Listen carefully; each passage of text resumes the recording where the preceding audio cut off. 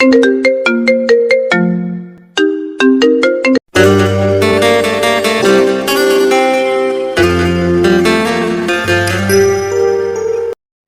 নতুন ভালোবাসার গল্প পেতে আমাদের চ্যানেলটি সাবস্ক্রাইব করে পাশে থাকা বেল আইকনে ক্লিক করুন।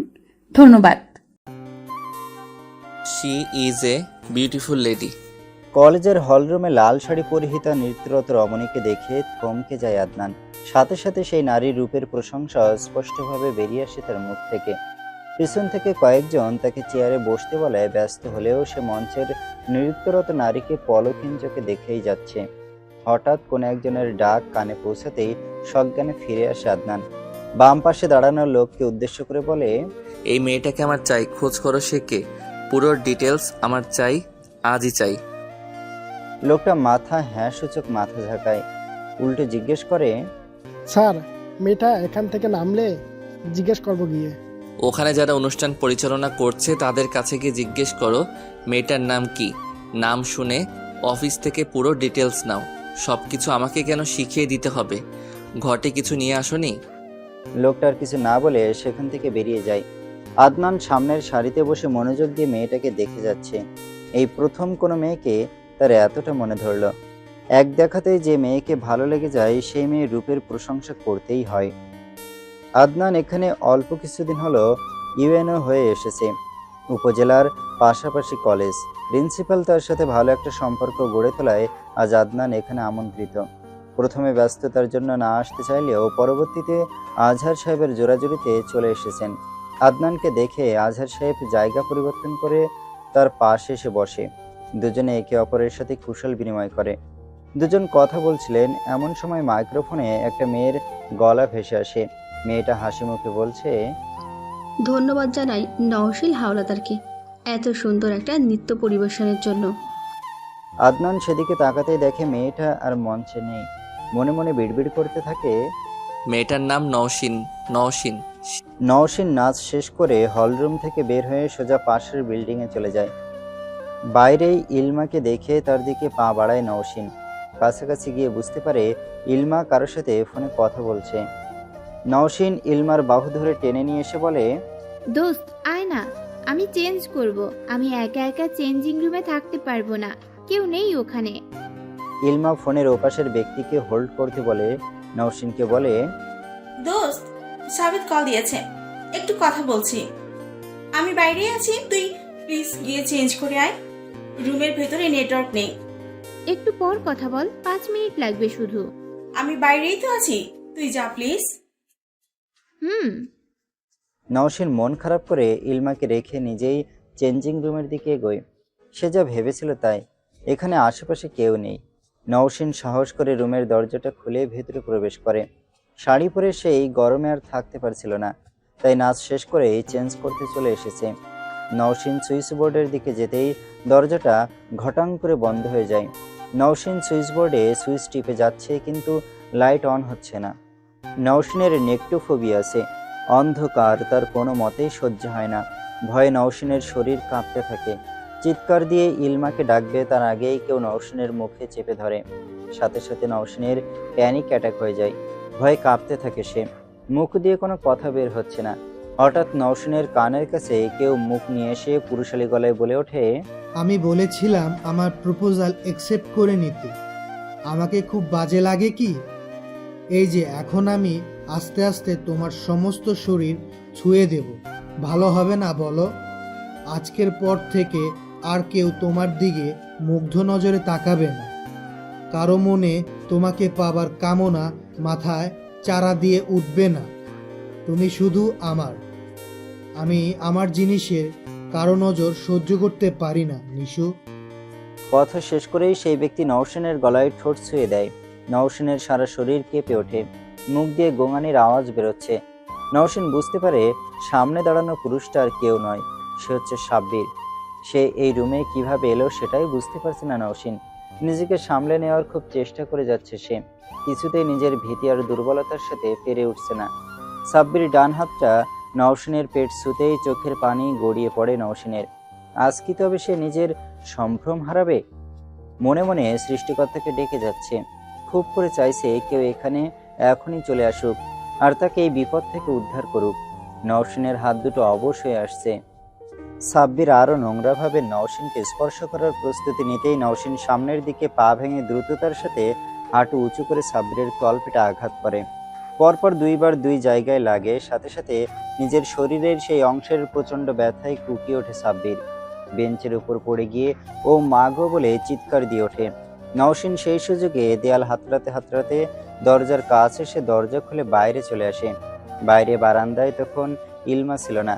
নওশিন এক প্রকার খোঁড়াতে খোঁড়াতে এগিয়ে যায়। মাথা ঘুরছে, তার সাথে যেন সমস্ত দুনিয়া অন্ধকার হয়ে আসছে। নওশিন সোজা হলরুমের দিকে এগোতে থাকে, কিন্তু তার পা আর চলছে না। সেখানেই মাথায় হাত দিয়ে দাঁড়িয়ে যায় সে। চোখ বন্ধ হয়ে আসছে তার। আবছা চোখে দেখতে পায় সামনের দিক থেকে সাদা পাঞ্জাবি পরিহিত কেউ তার দিকে ছুটে আসছে। তার পিছনে হয়তো আরো কয়েকজন আসছে, কিন্তু তা স্পষ্ট দেখতে পায় না নওশিন। চারপাশ নিকষ অন্ধকারে ছেয়ে যায়। জ্ঞান হারায় সে। একজোড়া হাত তাকে সযত্নে আগলে নেয়। আশেপাশের স্টুডেন্টরা তাকিয়ে তাকিয়ে আদনানের কর্মকাণ্ড দেখছে। আদনান নওশিনকে বুকের সাথে বাম হাত দিয়ে জড়িয়ে রেখেছে। প্রিন্সিপাল এবং দুজন সহকারী ম্যাম দৌড়ে সেখানে এসে উপস্থিত হয়। নওশিনকে রেস্ট রুমে নিয়ে যাওয়া হয়। রেস্টরুমের এক পাশে একটা ছোট রুমের মতো ব্যবস্থা করা হয়, যেটা সাধারণত শয়নকক্ষ হিসেবেই পরিচিত। এটা ছাত্রীদের জন্যই তৈরি করা হয়েছে। অনেক সময় অনেকে অসুস্থ হয়ে যায়, যাদের এখানে প্রাথমিক চিকিৎসার জন্য নিয়ে আসা হয়। নওশিনকে শুয়ে দেওয়ার কিছুক্ষণ পরই ইলমা দৌড়ে সেখানে আসে। ইলমা এসে ক্লাস টিচারের সাথে কথা বলে জানতে পারে নওশিন হলরুমের সামনে মাঠের মধ্যে এসে জ্ঞান হারিয়েছে। আদনান বাইরে দাঁড়িয়ে নওশিনের জ্ঞান ফিরে আসার অপেক্ষা করছে। ভেতরে কয়েকজন ম্যাম ও নওশিনের বান্ধবী আছে, তবুও যেন এক মুহূর্তের জন্য নিশ্চিত হতে পারছে না সে। এত অল্প সময়ে এই মেয়েটা এত মায়া তৈরি করলো কিভাবে, সেটা ভেবেই অবাক হয়ে যাচ্ছে আদনান। তার মাথায় একটা কথাই ঘুরপাক খাচ্ছে, আর সেটা হলো মেয়েটা কি জাদু জানে? যদি নাই জানে তবে এত টানছে কি করে? নওশিন যখন আদনানের হাতের উপর জ্ঞান হারায় তখন খুব কাছে থেকে দেখেছে সে তাকে। কি সুশ্রী তার মুখ। ভেতর থেকে নওশিনের ক্লাস টিচার নাজনীন বাইরে এসে আদনানকে উদ্দেশ্য করে বলে, স্যার, নওশিনের জ্ঞান ফিরেছে, কিন্তু হয়তো কিছু দেখে ভয় পেয়েছিল জ্ঞান হারানোর আগে। মেয়েটা এখনো খুব ভয় পেয়ে আছে। ওনার সাথে দেখা করা সম্ভব হবে এখন? জি, আসুন। আদনানের পাশে প্রিন্সিপাল আজহার সাহেব দাঁড়িয়েছিলেন। আদনান আজহার সাহেবকে বলে, চলুন তাহলে ভেতরে গিয়ে শুনি কি হয়েছিল ওনার সাথে। নওশিনকে জানালার পাশে সোফাতে বসানো হয়েছে। নওশিন সেখানে নিজেকে গুটিয়ে নিয়ে বসে আছে। আদনান সেখানে যেতেই একজন চেয়ার এনে দেয়। আদনান নওশিনের নিকটে চেয়ার টেনে বসে। সে স্পষ্ট বুঝতে পারছে নওশিন এখনো ভয় পাচ্ছে। তার চোখে মুখে ভয়ের ছাপ স্পষ্ট। সামনে আরো একটা অপরিচিত পুরুষকে দেখে ঘাবড়ে যায় নওশিন। আদনান নওশিনকে বিচলিত হতে দেখে বলে ওঠে, এখানে কাউকে দেখে ভয় পাওয়ার প্রয়োজন নেই, নিজেকে একটু শান্ত করুন। পানি খাবেন? নওশিন হ্যাঁ সূচক মাথা নাড়ায়। আজহার সাহেব পিছনে তাকিয়ে আয়াকে ইশারা করতেই সে পানি আনতে চলে যায়। পানি এনে দেওয়ার পর গ্লাসের সবটুকু পানি খেয়ে নেয় নওশিন। গ্লাসটা পাশে রেখেই বলে, আমি রুমে গিয়েছিলাম চেঞ্জ করতে, কিন্তু আমার আগেই ওখানে কেউ উপস্থিত ছিল। রুমে অন্ধকার করে রাখা হয়েছিল। আমাকে খুব বাজেভাবে ছোঁয়ার চেষ্টা করেছে সে। জড়িত স্বরে কথাগুলো বলে মাথা নিচু করে ফেলে সে। সুশ্রী সুগঠিত মুখখানা যেন পাংশুবর্ণ ধারণ করে। নওশিনের কথা শোনা মাত্র আদনানের চোয়াল শক্ত হয়ে যায়। আজহার সাহেবকে বলে ওঠে, সিসিটিভি চেক করুন, দেখুন কার এত বড় সাহস হয়েছে কলেজে এসে কলেজের মেয়ের সাথে এমন ব্যবহার করার। আজহার সাহেব সাথে সাথে অফিস সহকারীকে বিষয়টা দেখতে বলেন। আদনান নওশিনের দিকে তাকিয়ে বলে ওঠে, আপনার ভয় পাবার প্রয়োজন নেই, আমি বিষয়টা দেখছি। চলুন আপনাকে বাসায় পৌঁছে দেই আমার গাড়ি করে। নওশিন ধীরে ধীরে নিজের জড়তা কাটিয়ে বলে, সেটার প্রয়োজন হবে না, আমি বাসায় চলে যেতে পারবো। পাশে থেকে ইলমাও বলে, স্যার, আমাদের দুজনের বাসা পাশাপাশি, আমরা একসাথে যাতায়াত করি, সমস্যা হবে না হয়তো। আপনারা দুজনই চলুন আমার গাড়িতে, আপনাদের সাথে কিছু কথাও আছে। ওনাকে একা ছাড়তে মন সায় দিচ্ছে না। আদনানের কথায় তার দিকে নিষ্পলক তাকিয়ে থাকে নওশিন। মনে মনে ভাবে, এই লোকটা এত গুরুত্ব কেন দিচ্ছে আমার প্রতি? কে উনি? গলায় কারো ঠোঁটের স্পর্শ পেতেই কান্না করে ওঠে নওশিন। দুই হাতে বেঁধে রাখা হয়েছে, মুখেও কাপড় গুজে দেওয়া। ভয়ে গলা শুকিয়ে কাঠ হয়ে আসছে নওশিনের। চারিদিক অন্ধকার, কোথাও এতটুকু আলোর ছিটে ফোঁটাও নেই। মুখে কাপড় থাকায় চিৎকার করতে পারছে না। নিজের মুখের কাছে অন্য কারো নিঃশ্বাসের শব্দ আরো গাঢ় হতে থাকে। নওশিন কি করবে কিছুতেই বুঝে উঠতে পারছে না। বোবায় ধরার মতো সমস্ত শরীর যেন অসাড় হয়ে আসছে। ধীরে ধীরে অনুভূতি শূন্য হয়ে পড়ছে নওশিন। কোনো রকম দুঃসাহস দেখানোর সুযোগ যেন সে পাচ্ছে না। অন্ধকার কেন তাকে এত গিলে খাচ্ছে? স্পর্শগুলো যেন কেমন হিংস্র হয়ে উঠছে। নিকটে থাকা পুরুষের মন রোমশ ভুরুযুগল গাল স্পর্শ করছে। বিশ্রী কটু ঘামের গন্ধও পাচ্ছে সে। নওশিন তার শরীরের সমস্ত জোর দিয়ে চিৎকার দিতেই পাশে থেকে স্নেহা তার বাহু ধরে ঝাঁকাতে থাকে। পাশের বেডগুলো থেকে প্রীতি, অনু, নোয়া উঠে আসে। স্নেহার ধাক্কাধাক্কিতে নওশিন চোখ খুলে এদিক ওদিক দেখতে থাকে। মাথার উপরে ফ্যান চলা সত্ত্বেও ঘেমে একাকার অবস্থা। বিছানা ছেড়ে উঠে বসে নওশিন। পাশে 4 বোনকে দেখে বুঝতে পারে ওটা স্বপ্ন ছিল। নোয়া নওশিনের ডান পাশে বসে বুকের সাথে জড়িয়ে নেয় নওশিনকে। মাথায় হাত বুলিয়ে দিতে দিতে বলে, নিশু, বাজে স্বপ্ন দেখেছিস? নওশিন শুকনো ঢোক গিলে বলে, পানি খাবো আপু, আমার গলা শুকিয়ে গেছে। নোয়া অনুকে ডেকে পানি নিয়ে আসতে বললে অনু রুম থেকে বের হয়ে ফ্রিজ থেকে ঠান্ডা পানি এনে দেয়। নওশিন সম্পূর্ণ পানি একদমই খেয়ে নেয়। নওশিনকে বেশ অবিন্যস্ত দেখাচ্ছে।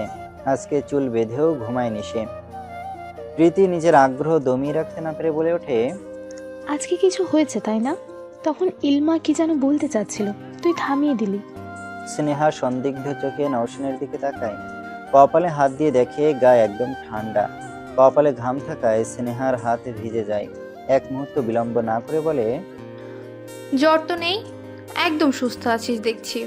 এবার বেশি ভনিতা না করে ঝেড়েকে এসে বল তো দেখি কি হয়েছে আজ।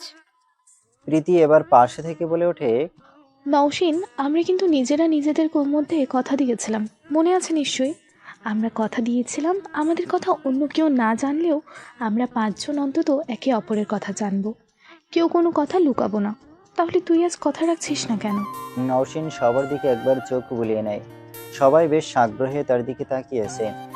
নওশিন একটা জোরে শ্বাস ফেলে সবটা বলা শুরু করে। নওশিনের কথা শুনে মাঝের দিকে সবার ভুরু কুঁচকে গেলেও সবটা শুনে স্বস্তির নিঃশ্বাস ফেলে সবাই। নওশিনের কথা শুনে প্রীতির রক্ত যেন টক বগিয়ে ওঠে। সে 5 বোনের মধ্যে একটু বেশি প্রতিবাদী ধরনের। দাঁতে দাঁত চেপে বলে ওঠে, শালারে আবার শূন্যতে খাতনা দিতে ডাক্তারের কাছে পাঠাইলি না? ডক্টরকে টাকা দিয়ে গোড়া শুদ্ধ কেটে দিতে বলতাম। জানোয়ার কোথাকার, এসব শুনলে খুন করে ফেলতে ইচ্ছা হয়। স্নেহা প্রীতির কথায় কোনো পাত্তা না দিয়ে বলে ওঠে, নিশুর তো ব্যক্তিগত বেড়া আইসে পড়ছে। নিশুর তো ব্যক্তিগত বেড়ার সাথে বসন্ত চলে আসার কথা। আমি মনে হয় সিঙ্গেল মরবো। অনু পাশে থেকে গান গেয়ে ওঠে, মেরি সপনো কি রাজা কব আয়েগি তো। সবার কথা শুনে বিরক্ত লাগছে নওশিনের।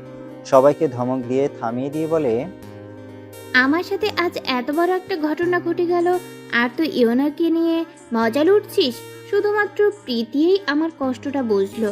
তোরা সব কটা লুচ্চামি শুরু করেছিস। নোয়া সবাইকে চোখ টিপে ইশারায় চুপ করতে বলে।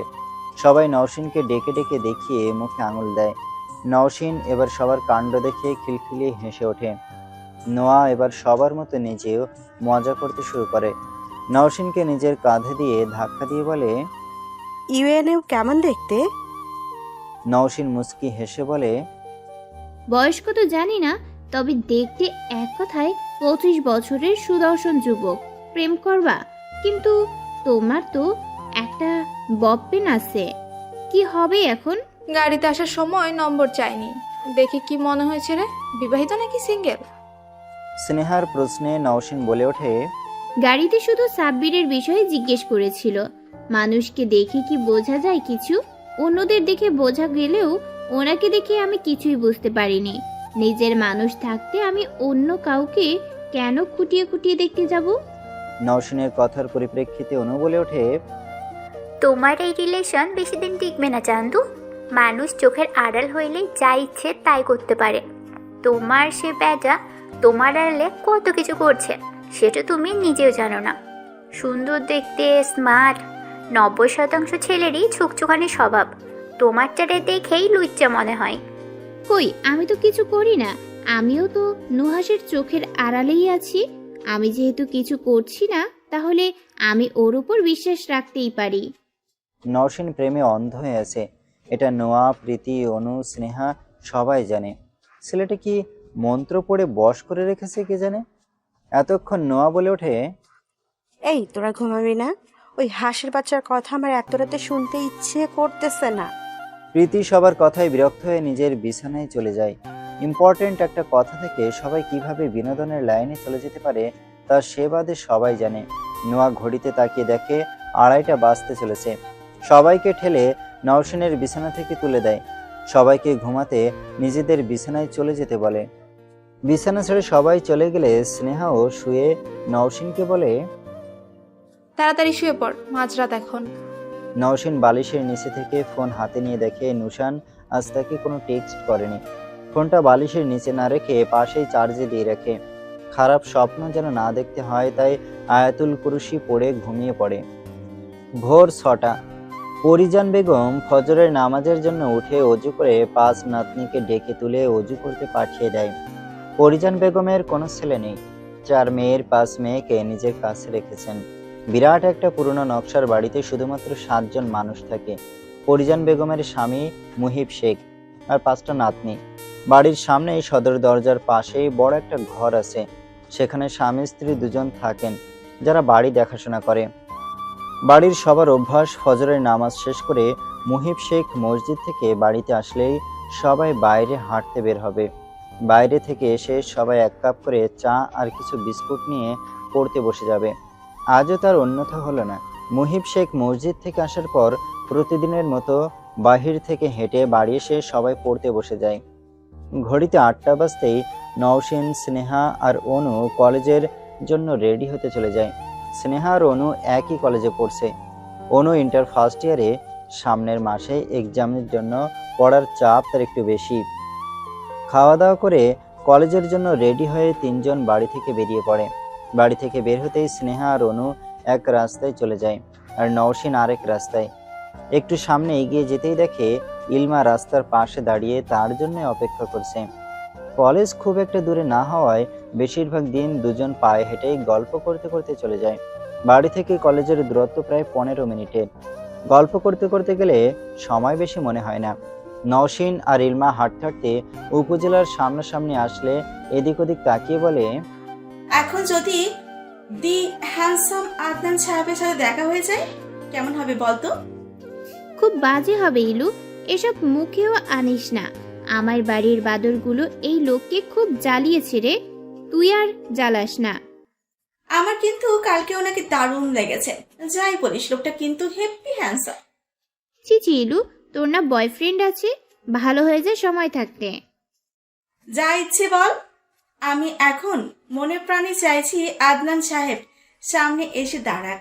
পিছনে গলা খাকারির আওয়াজ শুনে দুজনে দাঁড়িয়ে যায়। নওশিন আর ইলমা একে অপরকে দেখছে। পিছন থেকে ভারী গলায় কেউ বলে ওঠে, এই যে শুনছেন? নওশিন আর ইলমা দুজনই ধীরে ধীরে পিছনে তাকায়। পিছনে একটা মধ্যবয়স্ক লোক দাঁড়িয়ে। ইলমা পা থেকে মাথা পর্যন্ত পর্যবেক্ষণ করে বিরক্তি ভাব নিয়ে বলে, জি বলুন। সামনে দাঁড়ানো লোকটা আমতা আমতা করে বলে, আসলে আমার হাতের এই কাগজগুলো ফটোকপি করতে হবে, দোকান খুঁজে পাচ্ছি না। নওশিন বুঝতে পারে লোকটা হয়তো এখানে নতুন, কোনো কাজে আসতে পারে, তাই হয়তো কিছু চিনতে পারছে না। তাই সে আঙুল দিয়ে সামনের দিকে দেখিয়ে দিয়ে বলে, ওই যে রাস্তার ওপাশে সোজা আরেকটা যে রাস্তা আছে না, ওখান দিয়ে 2 মিনিট হেঁটে গেলেই একই সারিতে কয়েকটা দোকান পেয়ে যাবেন। ঠিক আছে, ধন্যবাদ। লোকটা পাশ কাটিয়ে চলে যেতেই ইলমা গা ঝাঁকিয়ে দিয়ে বলে, খেলবো না, it's totally unfair. Adnan sir কেন আসলো না? তুই ওনাকে নিয়ে পড়ে থাক এখানে। বলেই হাঁটা দেয় নওশিন। ইলমা উপজেলার মেইন গেটের সামনে দাঁড়িয়ে এদিক ওদিক একটু তাকিয়ে কিছু দেখতে না পেয়ে নওশিনের পিছু পিছু দৌড় লাগায়। নওশিন জোরে জোরে হাঁটছে আর বলছে, তুই যদি আর কখনো আদনান ফাদনানরে নিয়ে কথা বলেছিস, তোরে আমি ড্রেনে ফেলে দিব, বলে রাখলাম। ইলমা দৌড়ে নওশিনের সাথ ধরে হাঁপাতে হাঁপাতে বলে, আমার বয়ফ্রেন্ড তোরে আস্ত রাখবে না। তোর বয়ফ্রেন্ডকেও আসতে বলিস, হুইল পাউডার দিয়ে 2 জন রে ডোলে ডোলে ধুয়ে দেব। হবিস কোথাকার, একটা কথা না বলে তাড়াতাড়ি চল, ক্লাস শুরু হয়ে যাবে। ইলমার কথা না বাড়িয়ে নওশিনের সাথে কলেজের উদ্দেশ্যে রওনা দেয়। আম্মা, বউ বরণ করতে তৈরি হও। এখানে একটা মেয়েকে প্রচণ্ড রকম পছন্দ হয়েছে আমার। বাচ্চারা যেমন নিজের পছন্দের খেলনা না পেলে হাত পা ছুঁড়ে কান্নাকাটি করে, ওকে না পেলে আমার অমন অবস্থাই হবে হয়তো। আম্মা, এর আগে কোনো মেয়েকে তো এত ভালো লাগেনি। এই মেয়ের মধ্যে কি এমন আছে যার জন্য আমার ওকে এত পছন্দ হয়েছে? ফোনের ওপাশ থেকে আদনানের মা আবিদা বেগম বলে ওঠেন, এতদিন পর আমার ছেলে বিয়ের জন্য মেয়ে পছন্দ করেছে, এর চেয়ে ভালো খবর আর হয়ই না। সবকিছু ঠিকঠাক থাকলে আমি কি চলে আসবো মেয়ে দেখতে? মায়ের কথায় ব্যস্ত হয়ে পড়ে আদনান। বসে বসে নাস্তা করছিল আর মায়ের সাথে ফোনে কথোপকথন চলছিল। মায়ের এখানে আসার কথা শুনে তড়িঘড়ি করে আদনান বলে ওঠে, সময় হলে আমি নিজেই তোমাকে এখানে আসতে বলবো আম্মা। আবিদা বেগম বেশ আগ্রহের সাথে জিজ্ঞেস করে, মেয়েটার সাথে পরিচয় হলো কিভাবে? মা, এখনো পরিচয় হয়নি। আমি শুধু তাকে চিনি। আমি যে এখানকার ইউএনও, সে শুধু এটুকুই জানে। তাহলে এখন তোমার কি করা উচিত বলে মনে করছো? তার সাথে পরিচিত হওয়াটা জরুরি বলে মনে করছি। জলদি বৌমা চাই। আম্মা, ওর ব্যক্তিগত বিষয়ে তেমন কিছু জানি না। ডিটেলস কিছুটা আছে আমার কাছে। মেয়েটা কি করছে? পড়াশোনা। পড়াশোনা কিসে পড়ছে? এবার ইন্টার দেবে। কি? হ্যাঁ আম্মা। পিচ্ছি একটা মেয়ে। আমি একটা মেয়ে পছন্দ করেছিলাম, মেয়েটা বেশ ম্যাচিওর। তুমি চাইলে তাকে। না আম্মা, প্লিজ তুমি এবার অন্য কারো কথা বলো না। দেখো কি হয়, আমার কোনো কিছুতেই অমত নেই। আচ্ছা আম্মা, রাখছি এখন। আল্লাহ হাফেজ। ফোন রেখে খাওয়া শেষ করে রুমে চলে আসে আদনান। ফোনটা হাতে নিতেই দেখে থানার ওসি 4 বার কল দিয়েছিল। আদনান আর এক মুহূর্ত দেরি না করে ওসিকে কল ব্যাক করে। রিং হতেই ওপাশ থেকে মুহূর্তের মধ্যেই কল রিসিভ হয়। আদনান সাব্বিরের কথা জিজ্ঞেস করলে তিনি জানান সাব্বিরের খোঁজ এখনো পাওয়া যায়নি। এখান থেকে কিছু দূরের একটা সিসিটিভিতে রাতে দেখা গেলেও এরপর আর তাকে কোথাও দেখা যায়নি। ওসি সাহেব আরও জানান তারা সন্দেহ করছে সাব্বির নিজ এলাকাতেই হয়তো লুকিয়ে আছে। আদনান জিজ্ঞেস করে, এলাকা কি খুব বড়? বড় না হলে তল্লাশি চালিয়ে দেখতে পারেন। সে কিন্তু খুব ছোট কোনো অপরাধ করেনি, ধর্ষণের চেষ্টা করেছিল। মেয়েটা যদি সাহসী পদক্ষেপ না নিত তাহলে তার অবস্থা কি হতো ভাবুন একবার। ওসি সাহেব কিছুক্ষণ চুপ করে থেকে বলে ওঠেন, সবই বুঝতে পারছি স্যার, আমাদের ঘরেও মেয়ে আসছে, বুঝি সবই। যত তাড়াতাড়ি পারেন তাকে খুঁজে বের করুন। জি স্যার, আমরা চেষ্টা করছি। মেয়েটার সাথে একটি ব্যক্তিগত কথা বলতে হবে, ভাবছি আজকে কলেজে যাব। ঠিক আছে, বিষয়টার সাথে যেহেতু আমি জড়িত সেহেতু আমিও উপস্থিত থাকব। কখন যাবেন জানাবেন আমাকে। স্যার, আপনি কখন ফ্রি আছেন? আজ সারাদিনই। ঠিক আছে স্যার, চলুন বের হই 11টার দিকে। ওকে। নওশিন আর ইলমা ব্রেক টাইমে ক্যাম্পাসে বসে বসে খাচ্ছিল আর গল্প করছিল। খেতে খেতে ইলমা বলে ওঠে, তোর নুহাস জানে কালকের ঘটনা? না, বলিনি। বলিসনি কেন? রাতে তো ঘুমিয়ে গেছিলাম, সকালে তো পড়তে হয়, আরও তো সকালে ঘুম থেকে উঠে না। জমিদার? কি বললি? জমিদার বললাম, শুনতে পাসনি? কানে ময়লা হয়েছে? কটন বাট কিনে নিয়ে যা বাড়ি যাওয়ার সময়। ফালতু বকিস না তো বাল, খাচ্ছিস খা। ইলমা ভেংসি কেটে খাওয়ায় মনোযোগ দেয়। ইলমা সিঙ্গাড়ার মধ্যে থেকে একটা মশলা বের করে বলে, তোর ওই নুহাস হচ্ছে এই এলাচ বিরিয়ানির মধ্যে থেকেও বিরক্ত করে, আর এখন সিঙ্গাড়াতেও। নুহাস তোর কি করলো? এই তোরা ওকে পছন্দ করিস না কেন বলতো? জলে এত সুন্দর একটা বফ তোর কপালে নাই? তোর ওই মাইয়া বফে দেখলে আমার বমি আহে। আমি এখান থেকে চলে যাব, কিন্তু ইলমার বাচ্চা। দুজনের ঝগড়া রাগারাগি চলাকালীন কলেজের এক আয়া এসে দুজনের সামনে দাঁড়ায়। কোমরের দুই পাশে হাত দিয়ে বলে, তোমাদের সেই কখন থেকে খুঁজছি, আর তোমরা এখানে বসে বসে ঝগড়া করছো? নওশিন বসে বসে বাড়ি থেকে নিয়ে আসা নুডলস খাচ্ছিল। খাওয়া বন্ধ করে আয়ার দিকে তাকিয়ে বলে, কি হয়েছে, খুঁজছেন কেন? কালকে তো তুমিই অজ্ঞান হয়ে গেছিলে না? হ্যাঁ, কেন? পুলিশ এসেছে, তোমার সাথে কথা বলবে। অজ্ঞান হয়েছি জন্য পুলিশ এসেছে? আমার থেকে জ্ঞান হারানো শিখবে নাকি? নওশিনের কথা ইলমা হো হো করে হেসে দেয়। আয়া দাঁতে দাঁত চেপে বলে, আমাকে পাগল পেয়েছো? রেস্ট রুমে এসো তাড়াতাড়ি, তুমি একাই আসবে, তোমার বান্দরনিকে আনার দরকার নেই। আসো তাড়াতাড়ি, আমি গেলাম। আয়া চলে যেতেই নওশিন খাবারের বক্স বন্ধ করে ব্যাগে ভরে ইলমার দিকে এগিয়ে দিয়ে বলে, তুই ক্লাসে চলে যা, আমি আসছি। ইলমা ব্যাগটা ধরে বলে, ভয় পাস না। কাল অসুস্থ ছিলাম, আমি কিছু করিনি। পুলিশ দেখে ভয় পাওয়ার কিছুই নেই। নওশিন বেরিয়ে কলেজের মাঠ পেরিয়ে প্রিন্সিপালের বিল্ডিং এর সামনে চলে আসে। ভেতরে ঢুকবে তখনই আদনানকে দেখে নিজেকে ঠিকঠাক করে নিয়ে সামনের দিকে যেয়ে গলা ঝেড়ে সালাম দেয়। সামনে নওশিনকে দেখেই আদনানের হৃদস্পন্দন যেন মুহূর্তের জন্য থেমে যায়। এক পলকে সামনে দাঁড়ানো রমণীর দিকে তাকিয়ে থাকে। নওশিন আদনানের অবস্থা টের পেয়ে ঠোঁট টিপে হাসি আটকে আবার গলা খাকারি দিতে আদনান একটা জোরে শ্বাস টেনে বলে, ওয়ালাইকুম আসসালাম, কেমন আছেন? নওশিন সহাস্য মুখে জবাব দেয়, আলহামদুলিল্লাহ, আপনি কেমন আছেন?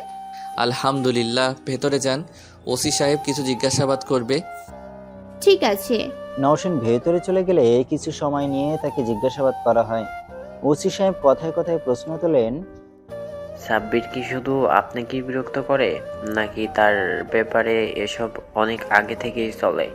মানে অন্যদের কি এইভাবেই বিরক্ত করে? নওশিন জবাব দেয়, সেসব জানি না স্যার। রাস্তা দিয়ে যাতায়াতের সময় বেশ কয়েকবার প্রপোজও করেছে ও আমায়। হয়তো অ্যাকসেপ্ট না করাই আমার সাথে এমনটা করতে চেয়েছিল। স্যার কিছু মনে করবেন না, আপনি আগে থেকেই জানতেন সাব্বির ভালো ছেলে না, তার জন্যই কি প্রপোজাল অ্যাকসেপ্ট করেননি? না, আসলে আমি এসবে এখন জড়াতে চাই না, তাই। আরো কিছু প্রশ্ন করা হয় নওশিনকে। সেও সোজাসাপটা জবাব দিয়ে বেরিয়ে আসে। নওশিন বেরিয়ে সোজা ক্লাসে চলে যায়। সাব্বিরকে ধরতে প্রায় 2 সপ্তাহ কেটে গেছে। 3 দিন যাবৎ তাকে থানায় আটকে রাখা হয়েছে। সাব্বিরের বাবা বার কয়েক নওশিনের নানা বাড়ি এসে কেস তুলে নিতে বললে নওশিনের নানা তাতে রাজি হননি। সবার আগোচরে সাব্বিরের মা নওশিনের কাছাকাছি এসে কান্নাকাটি করেছে। সাব্বিরের মা বাড়ি থেকে চলে যাওয়া মাত্র বাসর ঘর থেকে নিজেদের রুমে চলে আসে। ফোনটা চার্জে বসিয়েছিল। রুমে এসে ফোনটা হাতে নিয়েই দেখে নুহাস কল দিয়েছিল। ফোনটা নিয়ে এদিক ওদিক তাকিয়ে ছাদে যাওয়ার উদ্দেশ্যে বের হবে, তখনই স্নেহা এসে নওশিনের হাত ধরে ফেলে। নওশিন হাত ছাড়ানোর চেষ্টা করতেই স্নেহা হাত ছেড়ে দেয়। নওশিনের চারপাশে ঘুরতে ঘুরতে বলে, পেয়ার হুয়া। রাস্তা স্যার। স্নেহা, কিউ? এমনি যে কাজ করছিলি সেটা কর। তোকে পাহারা দিতে আসলাম। আমাকে পাহারা দিতে হবে না, সামনে থেকে যা। না গেলে পদ্মা সেতুতে নিয়ে গিয়ে ঠুস করে নদীতে ফেলে দেব। স্নেহাকে রুমের ভেতরের দিকে ধাক্কা দিয়ে ঠেলে দিয়ে দৌড়ে ছাদে চলে যায়। চিলেকোঠার পাশে দাঁড়িয়ে এদিক ওদিক কাউকে না দেখে নুহাসের নাম্বারে কল দেয়। প্রথমে নম্বর ব্যস্ত বললেও দ্বিতীয়বার কল দেওয়ায় ওপাশের ব্যক্তি রিং হওয়ায় মাথায় কল রিসিভ করে। ওপাশ থেকে কণ্ঠস্বর ভেসে আসে, হ্যালো, কেমন আছো? তোমার পরীক্ষা তো গতকাল শেষ, কল দাওনি যে?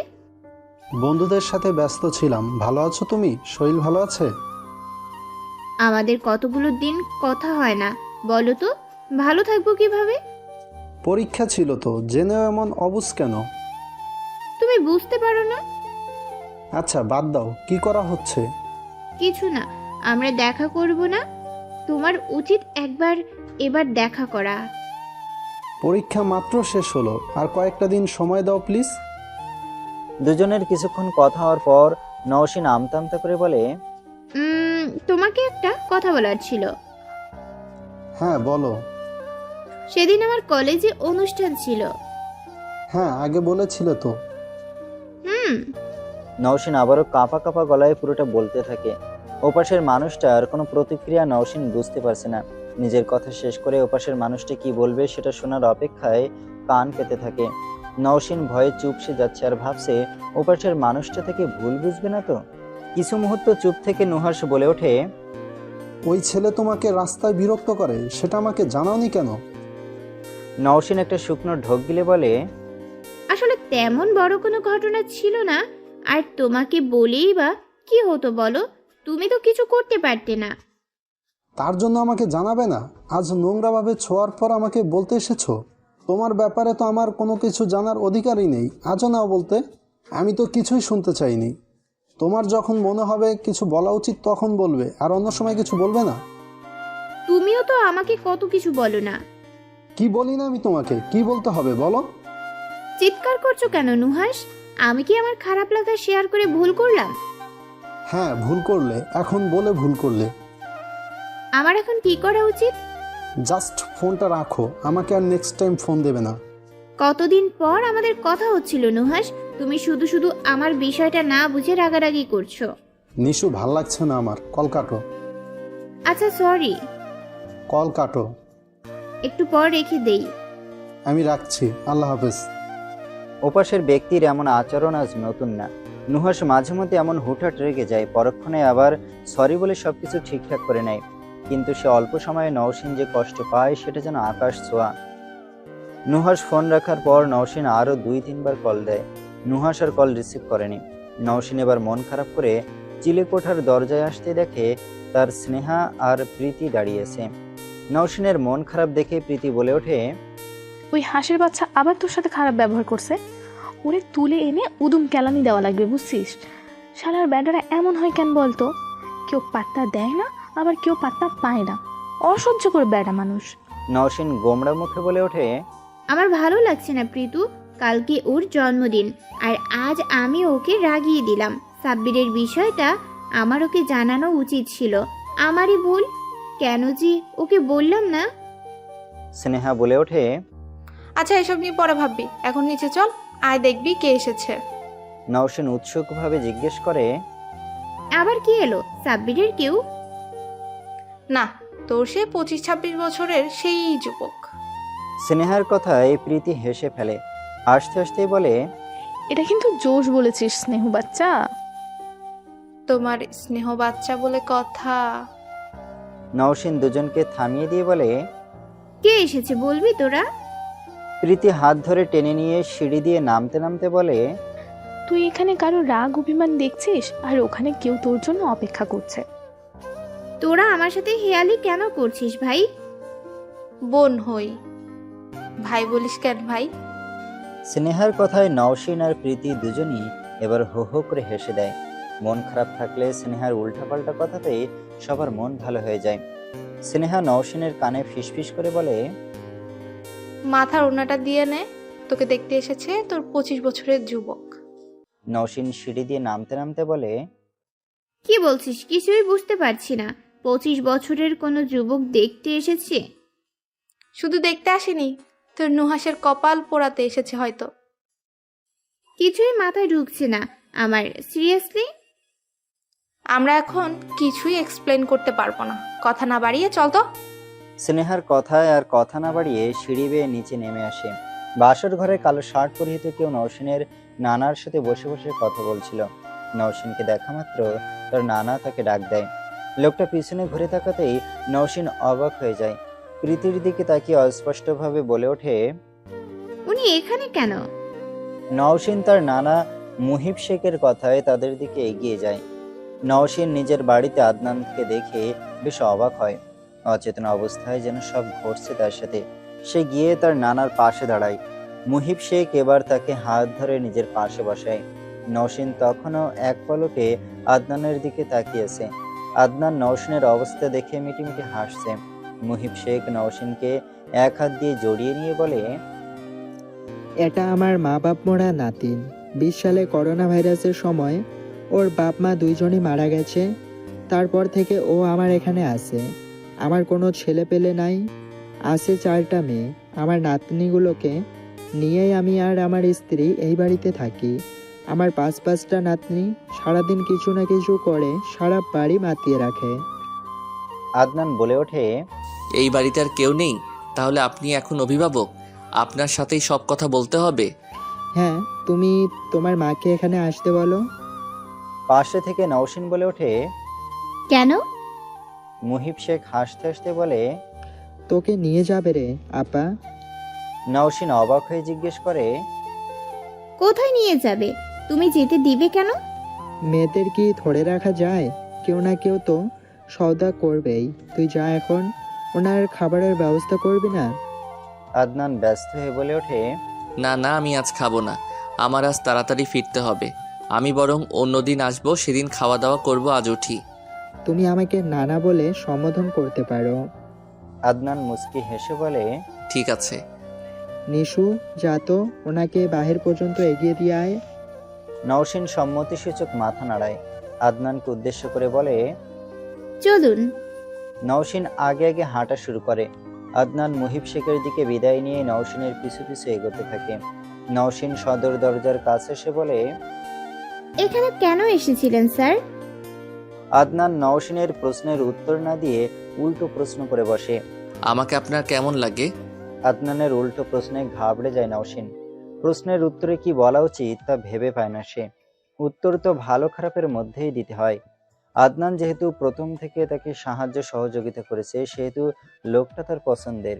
কিন্তু আদনানের প্রশ্নটা তার কাছে গোলমেলে লেগেছে।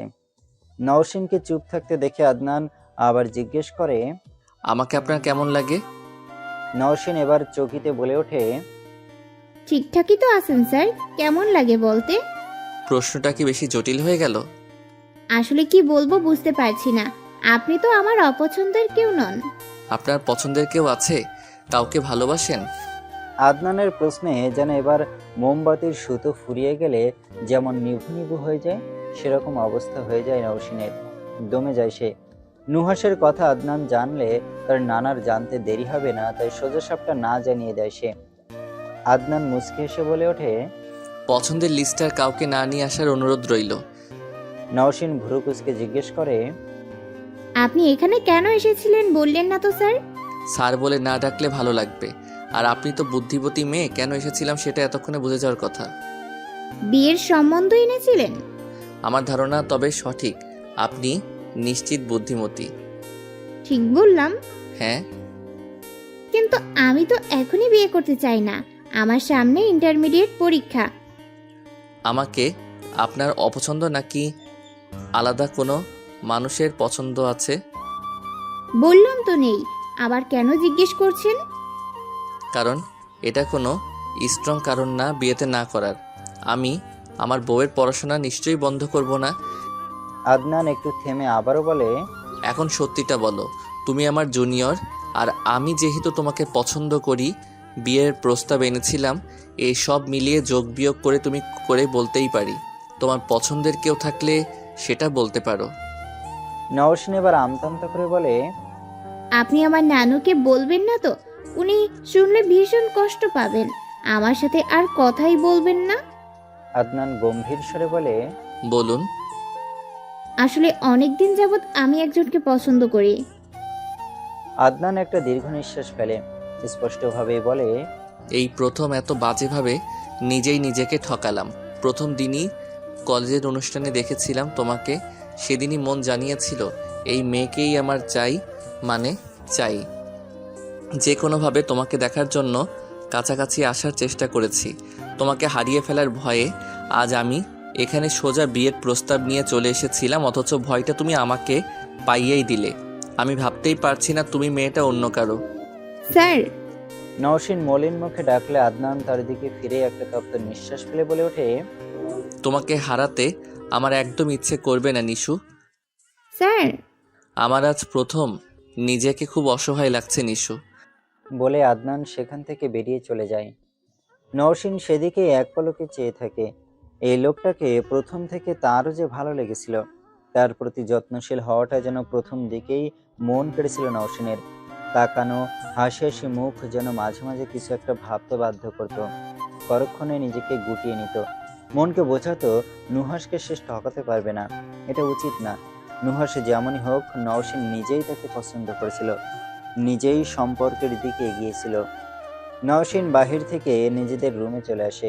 রুমে প্রবেশ করেই দেখে সেখানে নোয়া, প্রীতি, স্নেহা, অনু সবাই আগে থেকে তার জন্য বসে বসে অপেক্ষা করছে। নওশিন সবাইকে দেখেও পাত্তা না দিয়ে চেয়ারে গিয়ে বসে। নওশিন বসতেই নোয়া জিজ্ঞেস করে, এখন কি করবি? নওশিনের যেন প্রশ্নের জবাবটা রেডি করা ছিল, তাই সে চকিতে বলে ওঠে, কালকে নুহাসের জন্মদিন, কালকে ওর সাথে দেখা করতে যাব। অনু পাশে থেকে চিৎকার দিয়ে বলে ওঠে, সারপ্রাইজ দিবি? প্রীতি ধমকে অনুকে চুপ করিয়ে দেয়। নওশিনকে বলে ওঠে, ওই ছেলের পেছনে এভাবে আর কতদিন পরে থাকবি তুই? সে নিজে থেকে একবারও তোর সাথে দেখা করতে চেয়েছে? বিপদে তোকে সঙ্গ দিয়েছে?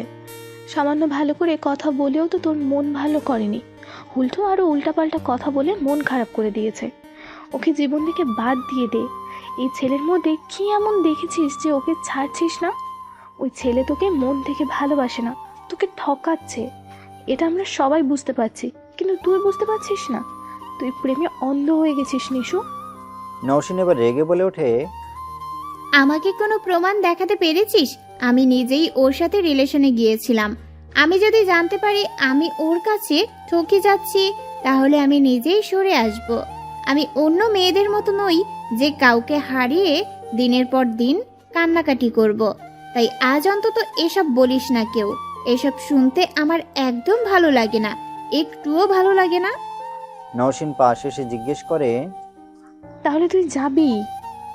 হ্যাঁ, যাব। ঠিক আছে, কালকে বের হওয়ার নাম করে আমরা সবাই যাব।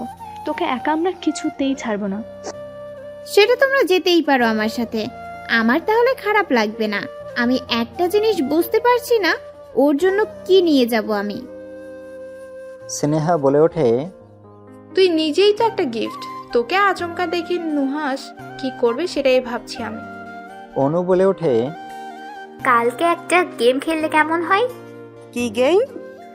কালকেই নুহাসকে পরীক্ষা করে নেওয়া যাক। নুহাস পাশ করলে নওশিন জিতে যাবে, আর নুহাস হেরে গেলে নওশিনকে আমরা যা বলবো তাই করতে হবে। নওশিন বিরক্ত মুখে জিজ্ঞেস করে, কি খেলা? অনু হাসতে হাসতে বলে, সেটা কাল বলবো। গতকালের কথা অনুযায়ী নওশিন তার বোনগুলোকে নিয়ে নুহাসের উদ্দেশ্যে বের হয়।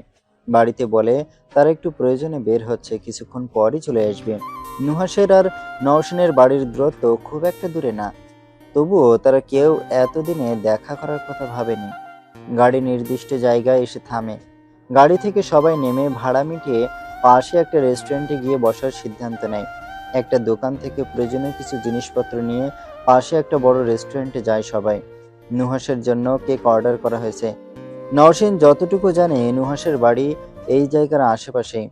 সবকিছু যখন রেডি হয়ে যায় তখন নওশিন নুহাসকে কল দেবে, এমন সময় অনু তাকে থামিয়ে দেয়। নওশিন ইশারায় জানতে চায় কি হয়েছে। অনু বলে, নম্বরটা আমাকে দে। নওশিন ভুরুকুচকে জিজ্ঞেস করে, কেন? আমি না বলেছিলাম তোর বিএফ একটা প্রতারক? ওর চরিত্রে সমস্যা আছে, সেটাই প্রমাণ করব। আমি আজ ওকে সারপ্রাইজ দিতে এসেছি। ভয় পাচ্ছিস? তোর বয়ফ্রেন্ডের আসল চেহারা সামনে চলে আসবি জন্য? তোরা ওকে যতটা খারাপ ভাবিস আমার সামনে বানাচ্ছিস, নুহাস ওরকম না। নম্বর দে, দেখি সে কেমন। যদি তোরা যা ভাবিস সেটা মিথ্যে হয়, তাহলে তোদের বিষয়ে নানাকে আমরা সবাই মিলে মানাবো। স্নেহা সহ সবাই অনুর পক্ষ নিল। নওশিন এক প্রকার অনিচ্ছাতেই নুহাসের নম্বর দিয়ে দেয় অনুকে। অনু সেই নম্বরটি নিয়ে তৎক্ষণাৎ কল করে বসে। দুইবার রিং হয়ে কলটা কেটে যায়। অনু হাল ছাড়ার পাত্রী নয়, সে কল দিতেই থাকে। কিছুক্ষণ পর কল রিসিভ হয়। অনুর চোখ মুখ আনন্দে চকচক করে ওঠে। নওশিন মুখ বুজে সবকিছু দেখে যাচ্ছে। কল রিসিভ হতে অনু বলে ওঠে, শুভ জন্মদিন নুহাস। পাশে থেকে স্নিগ্ধা লাউড স্পিকারে দিতে বললে অনু কলটা স্পিকারে দেয়। ফোনটা সবার মাঝে রেখে কলে মন দেয়। ওপাশ থেকে নুহাস বলে ওঠে, কে আপনি? অনু মুখ টিপে হেসে বলল, কেউ জন্মদিনের শুভেচ্ছা জানালে আগে ধন্যবাদ দিতে হয়, জানেন না? অপরিচিত কাউকে ফোন দিলে আগে পরিচয় দিতে হয়, সেটা জানেন তো নাকি? আমি আপনার সাথে পরিচিত হতেই দেখা করতে এসেছি। মানে? মানে আমি আপনার পাশের এলাকাতেই থাকি। আপনার আইডি মাঝে মধ্যেই ঘাটাঘাটি করি। আজ দেখলাম আপনার জন্মদিন, তাই নাম্বার কালেক্ট করে জন্মদিনের শুভেচ্ছা জানাতে এসেছি।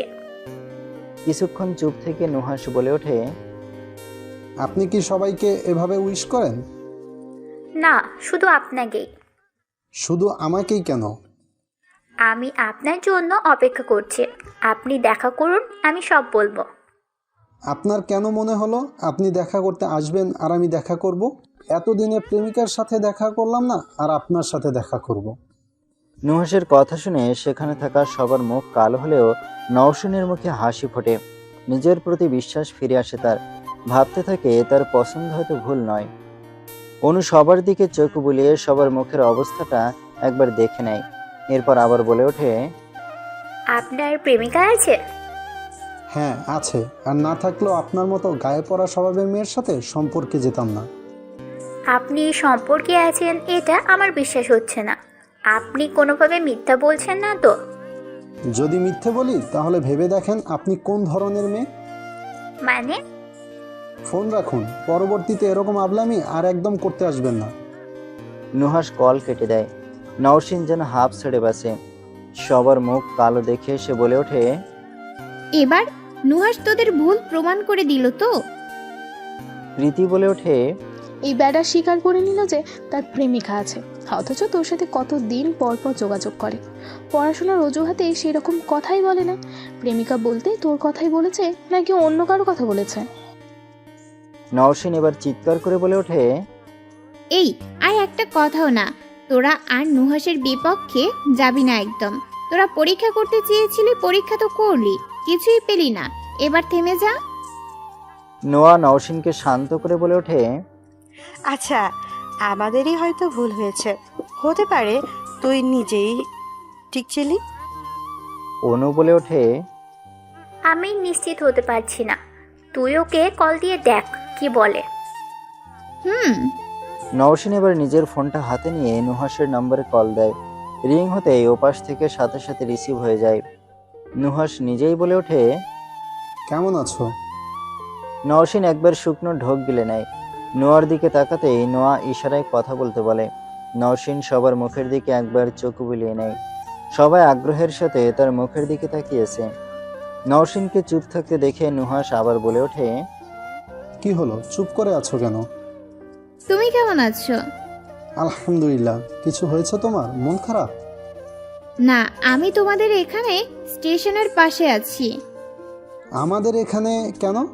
তুমি তো দেখা করবে না, তাই আমি নিজেই চলে এসেছি। কি বলো, আমাকে জানাওনি কেন? কি যে করো না। প্লিজ দেখা করো। আচ্ছা 10 মিনিট অপেক্ষা করো, আমি এক্ষুনি রেডি হয়ে আসছি। আচ্ছা জলদি এসো। হ্যাঁ জলদি আসছি, তুমি যেখানে আছো সেখানেই থাকো। ঠিক আছে। নওশিন কল রাখতেই স্নেহা বলে, আমরা কি ভুলছিলাম?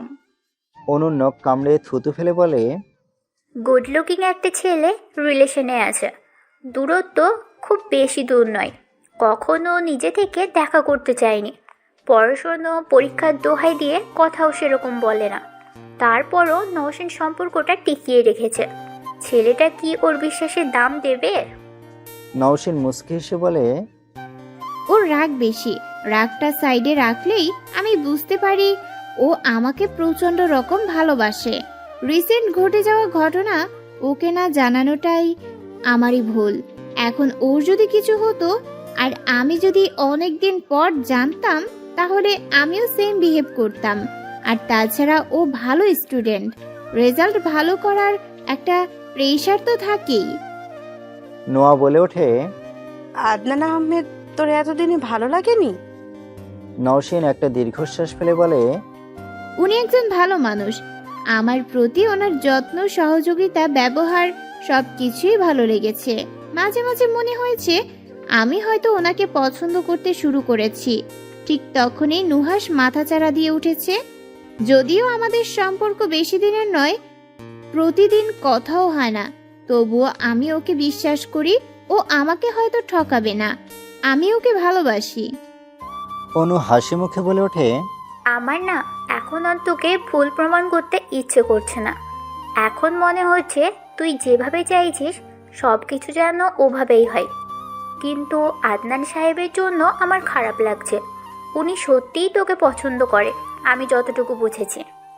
অনু নিজের ফোনটা হাতে নাড়াচাড়া করতে করতে বলে, সেটা আমিও বুঝি, কিন্তু নুহাস যদি সত্যি আমাকে ভালোবাসে, আমার বিশ্বাসের মূল্য দেয়, তাহলে আমি ওকে ঠকাতে পারবো না। আমি যদি নুহাসকে ঠকাই, তাহলে আমিও ওসব মেয়েদের কাতারে পড়ব যারা টাকার জন্য মানুষ ঠকায়। এতক্ষণে প্রীতি বলে, নুহাস যদি সঠিক হয় তাহলে আমরা আজই নানুকে তোদের বিষয়ে জানাবো, কথা দিলাম। নওশিন তড়িৎ প্রীতিকে থামিয়ে দিয়ে বলে, না, নুহাস বলেছিল ওর পরীক্ষার পর একটা চাকরির চেষ্টা করবে, আর ততদিনে আমারও ইন্টারমিডিয়েট কমপ্লিট হয়ে যাবে, তারপর আমরা বিয়ের ব্যাপারে ভাববো। অনু মুখ গোমড়া করে বলে ওঠে, আমার এবার আদনান সাহেবের জন্য সত্যি কষ্ট হচ্ছে রে। বেচারা তোকে কত পছন্দ করে যে বিয়ের প্রস্তাব দিয়ে এসেছিল। নওশিন এবারও হাসি মুখে বলে ওঠে, আমি ওনার কথা ভেবে নুহাসকে ঠকাতে পারবো না, আমি নিজেও এটা করে ভালো থাকতে পারবো না। আদনান স্যারের সাথে দেখা হলে আমি ওনাকে বুঝিয়ে বলবো, উনি ঠিক বুঝবেন। আর তাছাড়া তো আমি ওনাকে কখনোই সায় দেইনি বা ওনার সাথে আলাদা কোথাও দেখাও করিনি, ঘুরতেও যাইনি, সময়ও পার করিনি। আমি টোটালি সব কিছু থেকে নিজেকে দূরে রেখেছি। এখন কেউ আমাকে ভালোবাসতেই পারে বা পছন্দ করতেই পারে, এতে আমার কোনো দোষ নেই। নওশিনের ফোন বেজে উঠতে নওশিন বলে ওঠে, এবার যাও, তোমরা অন্য টেবিলে বসো, নুহাস কল করেছে, ও বোধহয় চলে এসেছে। নোয়া, স্নেহা, প্রীতি, অনু সবাই পাশের টেবিলে গেলে অনু নুহাসের কল রিসিভ করে। নওশিন এদিক ওদিক দেখে বলে ওঠে, তুমি কোথায়? ওপাশ থেকে নুহাস বলে ওঠে, আমি স্টেশনে দাঁড়িয়ে আছি। তুমি কোথায়? আমাকে দেখতে পাচ্ছ? তুমি এই স্টেশনের রেস্টুরেন্টে চলে এসো, আমি এখানে বসে আছি। আচ্ছা, বসো। তাড়াতাড়ি আসবি কিন্তু। হ্যাঁ, আসছি। নওশিন ফোন কেটে দিতে দেখে বাইরে নুহাস দৌড়ে রেল লাইন পার হচ্ছে। কালো শার্ট পরিহিত সুদর্শন যুবক। নওশিন ভাবতে থাকে সেই প্রথম দিনের কথা। নুহাসকে যেদিন প্রথম দেখেছিল সেদিন এই ছেলেটাকে সে কতবার যে তাকিয়ে তাকিয়ে দেখেছিল, ছেলেটাও নেহাত কম দেখেনি। প্রথম দেখাতেই দুজনের নম্বর আদান প্রদান হয়েছিল। নুহাসের চেয়ে নওশিনের আগ্রহ বেশি ছিল। আজ দিয়ে দ্বিতীয়বার নওশিন নুহাসকে দেখছে। তাকে সেই প্রথমবারের মতোই চোখ ধাঁধানো সুন্দর লাগছে। নুহাস রেস্টুরেন্টের দরজা ঠেলে ভেতরে এসে নওশিনকে খুঁজতে পুরো রেস্টুরেন্টে একবার চোখ বুলিয়ে নেয়। নির্দিষ্ট মানুষটার উপরে গিয়ে চোখ আটকে যায়। ধীরে ধীরে এগোতে থাকে সে। নুহাস সামনে এসে দাঁড়ালে নওশিনও দাঁড়িয়ে যায়। নওশিনের দাঁড়ানো দেখে নুহাস মুচকি হেসে বলে ওঠে, তুমি দাঁড়ালে কেন? বসো। নওশিন নিজের চেয়ারে বসে নুহাসকেও বসতে বলে। নুহাস হাত দিয়ে চুল ঝাড়তে থাকে। নুহাসের হাত দিয়ে চুল ঝাড়া দেওয়া দেখে নওশিন নিজের ব্যাগ থেকে রুমাল বের করে নুহাসের দিকে এগিয়ে দেয়। নুহাস হঠাৎ সামনে তাকিয়ে দেখে নওশিন রুমাল এগিয়ে দিয়ে বসে আছে। নুহাস হাসি মুখে নওশিনের রুমালটা নিয়ে মাথা মুছতে থাকে। নুহাস চুল মুছছে আর নওশিন তার দিকে এক দৃষ্টিতে তাকিয়েছে। নুহাস সেটা বুঝতে পেরে নিচের দিকেই তাকিয়ে বলে ওঠে, এভাবে তাকিয়ে কি দেখছেন মিস নিশু? নওশিন লজ্জায় মাথা নিচু করে নেয়। কিছুক্ষণ পরেই আবার মাথা উঁচু করে নুহাসের দিকে তাকিয়ে বলে ওঠে, আমার ব্যক্তিগত পুরুষকে আমি দেখব না? আমি তোমার ব্যক্তিগত পুরুষ নই মিস নিশু। নুহাসের এমন কথায় দমে যায় নওশিন। মনে মনে একটা প্রশ্নই মাথা ছাড়া দিয়ে ওঠে, আর সেটা হচ্ছে নুহাস তার ব্যক্তিগত পুরুষ না। মনের কথা জবানে আসতে বেশি দেরি হলো না। ভুরু কুঁচকে সন্দিগ্ধ নজরে জিজ্ঞেস করেই ফেলল, তুমি আমার ব্যক্তিগত পুরুষ নও? নুহাস আগের বারের মতোই সোজা সাপটা না জানিয়ে দেয়। নওশিন এবার আরো জোরালোভাবে জিজ্ঞেস করে, তবে তুমি কার ব্যক্তিগত পুরুষ? তুমি অন্য কাউকে পছন্দ করো? নওশিনের কথায় নুহাস এবার হেসে ফেলে। দুই হাতের কোনোই টেবিলে ভর দিয়ে বলে, ব্যক্তিগত পুরুষ কাকে বলে জানো? কাকে বলে? যার উপরে অন্য নারীর অধিকার নেই। অন্য নারী চাইলেই সেই পুরুষকে ছিনিয়ে নিয়ে নিতে পারবে না। আমি কি ছিনিয়ে নিতে দেব নাকি? আমার যদি এখন অন্য কোথাও বিয়ে হয়ে যায় তাহলে কি তুমি সেটা আটকাতে পারবে? সমাজ তোমার কথা শুনবে? তুমি কি আমার বিয়ে আটকাতে পারবে? তুমি কি অন্য কাউকে বিয়ে করে নেবে? আমি যে তোমার জন্য তোমার কথা ভেবে বিয়ে ভাঙি সে বেলায়? নওশিনের কথা শেষ হলে নওশিনের রুমালটা ফিরিয়ে দিয়ে বলে, সঠিক না বুঝে অবুঝের মতো কথা বললে তুমি। আমি বলেছি এখন যদি আমি অন্য কারো হয়ে যাই তুমি কিন্তু আটকাতে পারবে না। অথচ আমাদের যদি বিয়ে হয় তাহলে অন্য কোনো নারী আমাকে তোমার কাছ থেকে কেড়ে নিতে পারবে না। তখন আমি তোমার ব্যক্তিগত পুরুষ হব। ব্যক্তিগত পুরুষ বা ব্যক্তিগত নারী হওয়ার একটাই ওয়ে, সেটা হচ্ছে বিয়ে। তাছাড়া ব্যক্তিগত হওয়া যায় না? না, যখন তখন অন্য কারো হওয়ার সুযোগ থাকলে ব্যক্তিগত মানুষ হওয়া যায় না। তাহলে কি বিয়ের কথা ভাবছেন? জি ভাবছি, আপনি ভাবছেন না? আপনি ভাবলে আমার না ভেবে উপায় আছে? ফাইনাল এক্সামটা হয়ে যাক, তারপর বিয়ের কথাবার্তা হবে। নুহাস এদিক ওদিক তাকিয়ে বলে, অনেকক্ষণ তো এসেছো, কিছু অর্ডার দাওনি? নওশিন ঘড়িতে সময় দেখে বলে, খাবার কিছু অর্ডার দেওয়া হয়নি, তুমি দাও অর্ডার। নুহাস নওশিনের কথা মতো ওয়েটারকে ডেকে খাবার অর্ডার দিয়ে দেয়। স্নেহাও ওয়েটারকে ডেকে নিজেদের জন্য খাবার অর্ডার দেয়। নওশিন কথার মাঝে মাঝে শুধু ঘড়ি দেখছে। আধা ঘন্টা আগে রেস্টুরেন্ট থেকে জানিয়েছে 20 মিনিটের মধ্যে কেক চলে আসবে, কিন্তু এখন আসেনি দেখে সে চিন্তায় পড়ে গেছে। আদৌ কেক এসে পৌঁছাবে তো সময়ের মধ্যে? নওশিনকে বারবার ঘড়ি দেখতে আর বাইরে তাকাতে দেখে নুহাস বলে ওঠে, কারোর জন্য অপেক্ষা করছো? না মানে কি? আসলে অনু পাশে থেকে বলে ওঠে, আসলে আপনার জন্য কেক আসতেছে, ও বলতে পারছে না। পেছন থেকে অনুর গলা শুনে নওশিন আর নুহাস দুজনই সেদিকে তাকায়। পাশের টেবিলের সবাই খিলখিল করে হেসে ওঠে। নুহাস পেছন থেকে চোখ সরিয়ে নওশিনের দিকে জিজ্ঞাসা চোখে তাকায়। নওশিন ভীত সন্ত্রস্ত হয়ে বলে, ওরা আমার বোন। আমি ভেবেছিলাম তুমি একা এসেছো, উনারা এসেছে, তাহলে আলাদা জায়গায় বসেছো কেন? এখানেই ডাকো। ওখানেই থাকুক, সমস্যা নেই। বিষয়টা খারাপ দেখায় নিশু, আমরা বিবাহিত নই, আমাদের ব্যক্তিগত সময় লাগবে না। নুহাস নিজে এবার স্নেহা, প্রীতি, অনু, নোয়া সবাইকে ডাক দেয়। তারা কেউ একসাথে বসতে রাজি না, না হলে নুহাস আর কিছু বলে না। তখনই এক ওয়েটার নওশিনের কাছে এসে জানায় কেক চলে এসেছে। নওশিন কেকের উপরে লেখাটা লিখে দিয়ে যেতে বললে লোকটা প্রস্থান ঘটায়। নওশিন নুহাসকে উদ্দেশ্য করে বলে, এখন থেকে কি প্রতিদিন আমাদের কথা হবে? নুহাস ফোনটা রেখে বলে, আমাদের প্রতিদিন কি আগে কখনো কথা হয়েছে? আমাদের প্রতিদিন কেন কথা হয় না? মাসে 2বার 3বার বা কখনো কখনো 1বার। আমার সাথে তোমার কথা বলতে ইচ্ছে করে না? ইচ্ছে করে। তাহলে কি সমস্যা? আমি তোমাকে এই বিষয়টা বোঝাতে পারবো না নিশু। বোঝাতে হবে না, শুধু কারণটা বলেন।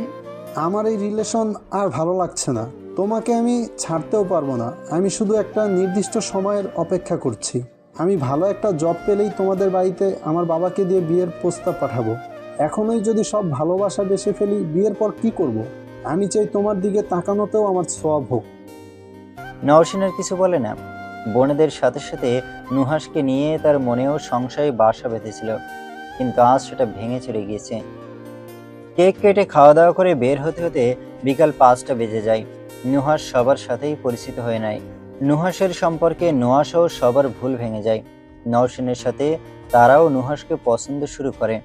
চেহারা সুন্দর হলেই কেউ খারাপ হবে এমনটা সবসময় নাও হতে পারে। ভালো খারাপ এগুলো মনের ব্যাপার। মনের দিক দিয়ে যে ভালো তার চরিত্র ভালো, মনের দিক দিয়ে যে খারাপ তার চরিত্রও খারাপ। বাস 5:30টায় ছাড়বে। নোয়া, স্নেহা, প্রীতি, অনু বাসে উঠে বসেছে। নওশিন তখনও বাইরে নুহাসের সাথে দাঁড়িয়েছে। বাস ছাড়ার সময় হয়ে এসেছে প্রায়। নওশিন নুহাসের দিকে তাকিয়ে বলে ওঠে, তুমি আমার থাকবে তো? কথা দিতে পারছি না, সবকিছু তো আল্লাহই ঠিক করে রেখেছে। তুমি আমার ভাগ্যে থাকলে অবশ্যই আমি তোমার থাকবো নিশু। আমার কেন জানি ভয় হয় মাঝে মাঝে। এটাই তো ভালোবাসা নিশু। হারানোর ভয় যদি না থাকে তাহলে সেটা ভালোবাসা হলো কিভাবে? তুমি আমার হলে আমার আর কিচ্ছু লাগবে না। অপেক্ষা করো আমার জন্য, ভালো কিছুই হবে ইনশাল্লাহ। তোমার অপেক্ষায় আমি সবসময় থাকবো, দেখে নিও। তুমি শুধু এটা মাথায় রেখো যে নুহাস তোমাকে ভালোবাসে। আর কাউকে তোমার আশেপাশেও আসতে দিও না নিশু। আমাকে শুধু একটু সময় দাও।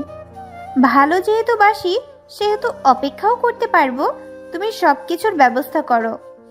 নুহাসের থেকে বিদায় নিয়ে গাড়িতে উঠবে এমন সময় বাসের অপর পাশে মাইক্রোতে চোখ আটকে যায় নওশিনের। মাইক্রো ধীর গতিতে যাচ্ছে। জানালা দিয়ে পরিচিত কাউকে দেখতে পায় সে। মনে মনে প্রশ্ন জেগে ওঠে, কে ওটা? আদনান স্যার? আম্মা, ও আমাকে আর কখনো ভালোবাসতে পারবে না আম্মা। নওশিন অন্য কাউকে ভালোবাসে। আমি আজ আসার সময় দুজনকে একসাথে দেখেছি। আমার দম বন্ধ হয়ে আসছিল তখন। আদনানের মা ছেলের মাথায় হাত বুলিয়ে দিচ্ছেন। ছেলে যে একটা মেয়ের জন্য এমন ভেঙে পড়বে সেটা তিনি কিছুতেই বুঝে উঠতে পারেননি। আদনানের মা আবিদা বেগম ছেলেকে সান্ত্বনা দিয়ে বলেন, শোন বাবা, তোর সাথে যার জুড়ে লেখা আছে সে যেখানে যেভাবেই থাকুক না কেন সময় মতো ঠিক তোর কাছে চলে আসবে। নওশিনের সাথে তোর বিয়ে লেখা থাকলে সে অবশ্যই তোর কাছেই আসবে, সেই তোর বউ হবে। আম্মা, আমি নওশিনকে ভালোবাসি।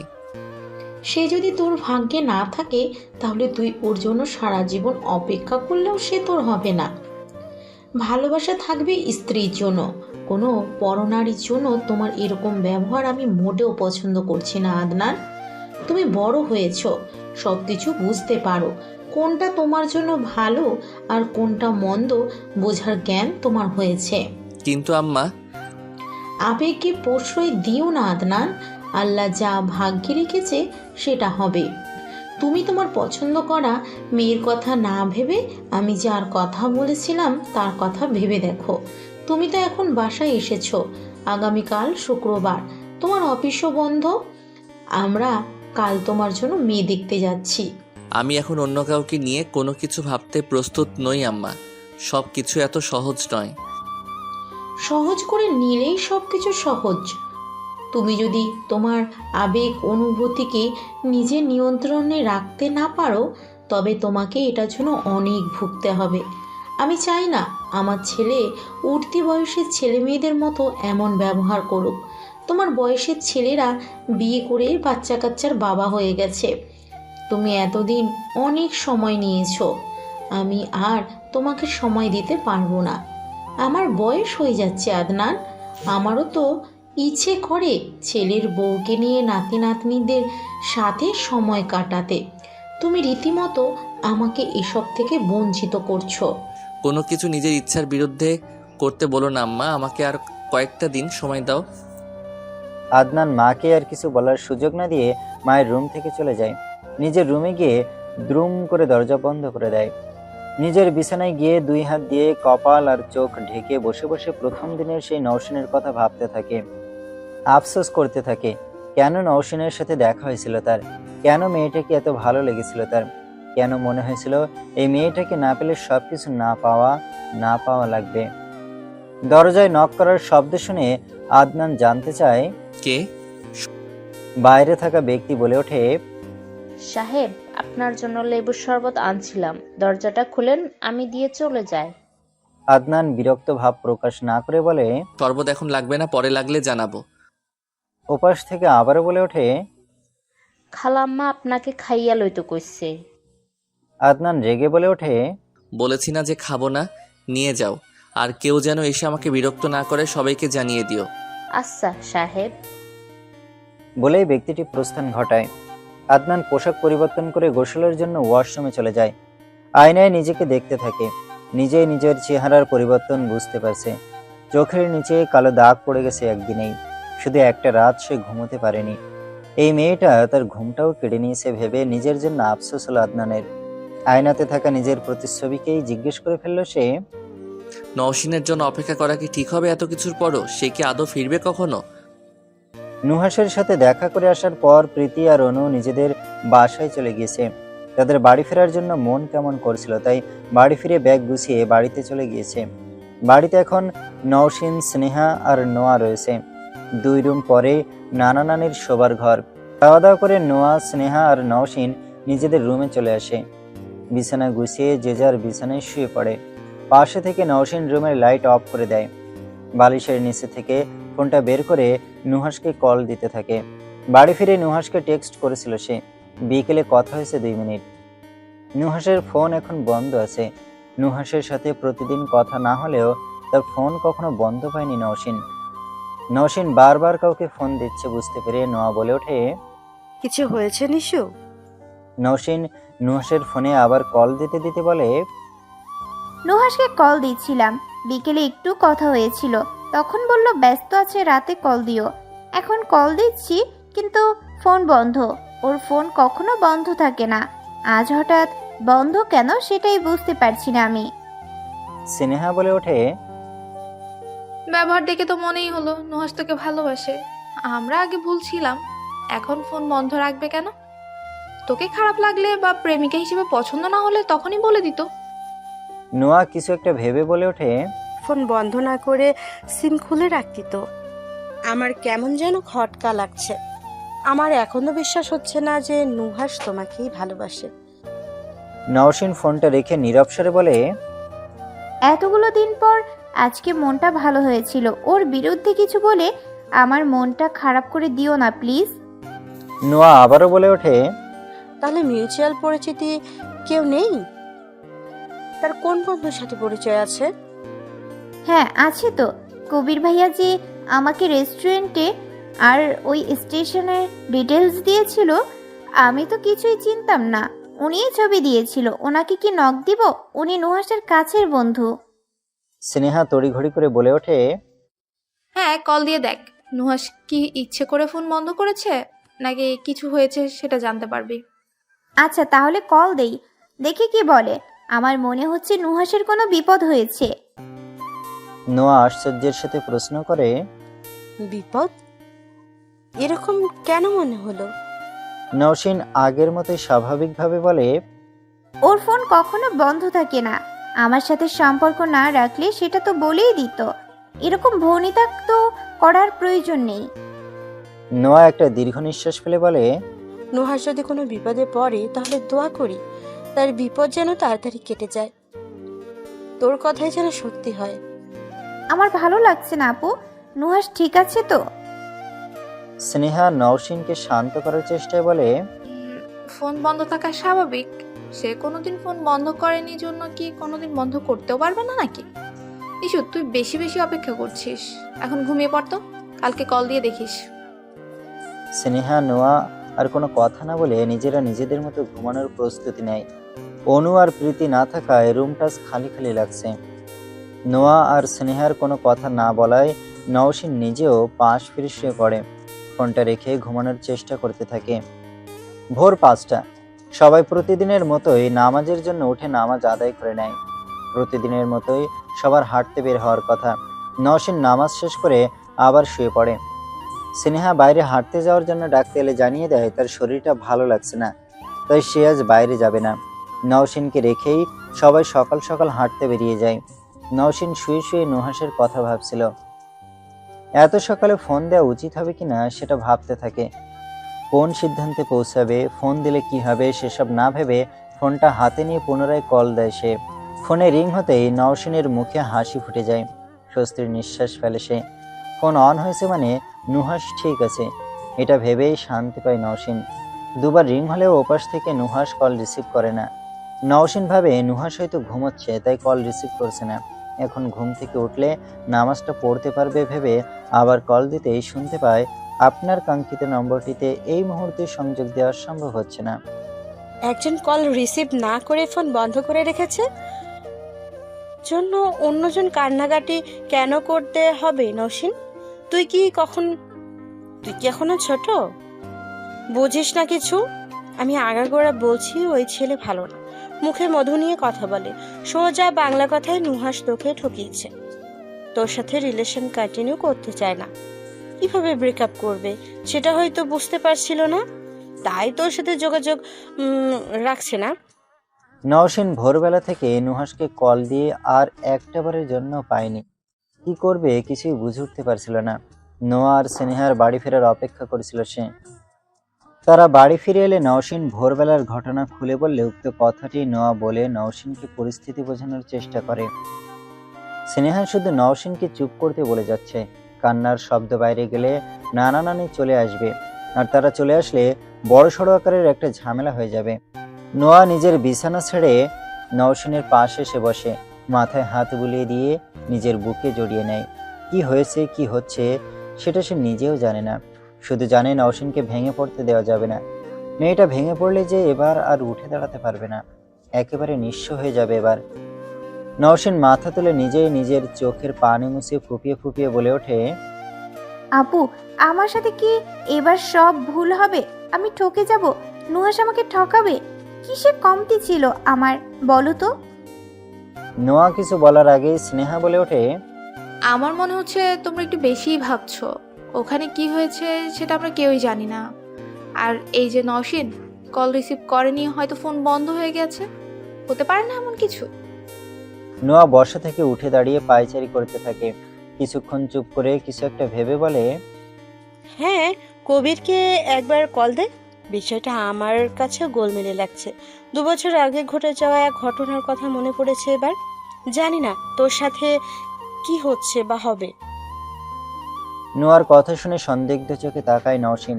থেমে থেমে জিজ্ঞেস করে, কি মনে হচ্ছে আপু? আমাকে বলো প্লিজ। স্নেহা নওশিনের ফোনটা নিয়ে নওশিনের হাতে ধরিয়ে দিয়ে বলে, ভাবাভাবি বন্ধ করে তুই কল দে, ওনার কাছেই জানতে পারবি কি হচ্ছে বা হয়েছে। নোয়াও বলে ওঠে, কি হচ্ছে সেটা জানার মাধ্যম তো আছেই, চিন্তা করিস কেন, ফোন লাগা জলদি। নওশিন ওড়না দিয়ে চোখ মুখ মুছে একটু স্বাভাবিক হওয়ার চেষ্টা করে। নুহাসের বন্ধু কবিরের ফোন কল দেয়। প্রথমবার রিং হয়ে কেটে গেলে নোয়া আবার কল দিতে বলে। নোয়ার কথা শুনে নওশিন আবার কল করে। দ্বিতীয়বারে কল রিসিভ হয়। নওশিন সালাম দিতেই ওপাশ থেকে ঘুম জড়ানো গলায় সালামের জবাব আসে। নওশিন মলিন মুখে বলে, ভাইয়া এত সকালে আপনাকে কল করা উচিত হয়নি, কিন্তু কল না করেও উপায় পাচ্ছিলাম না। আমি নওশিন, আমাকে চিনেছেন? নওশিনের পরিচয় পেয়ে ওপাশে থাকা ব্যক্তি তড়িৎ গতিতে শোয়া থেকে উঠে বসে। চক্ষু ডোলে স্ক্রিনে থাকা সেভ করা নম্বরটি দেখে নেয়। চকিতে বলে, হ্যাঁ আপু বলো। নওশিন স্নেহা আর নোয়ার দিকে একবার করে তাকিয়ে চোখ ফিরিয়ে নিয়ে বলে, ভাইয়া নুহাস ঠিক আছে? ওর কোনো বিপদ হয়নি তো? আমি ওকে ফোনে পাচ্ছি না। গতকাল দেখা হয়েছিল, তখন তো ভালোই ছিল। বাসায় আসার সময় গাড়ি ছাড়া অবধি স্টেশনে দাঁড়িয়েছিল।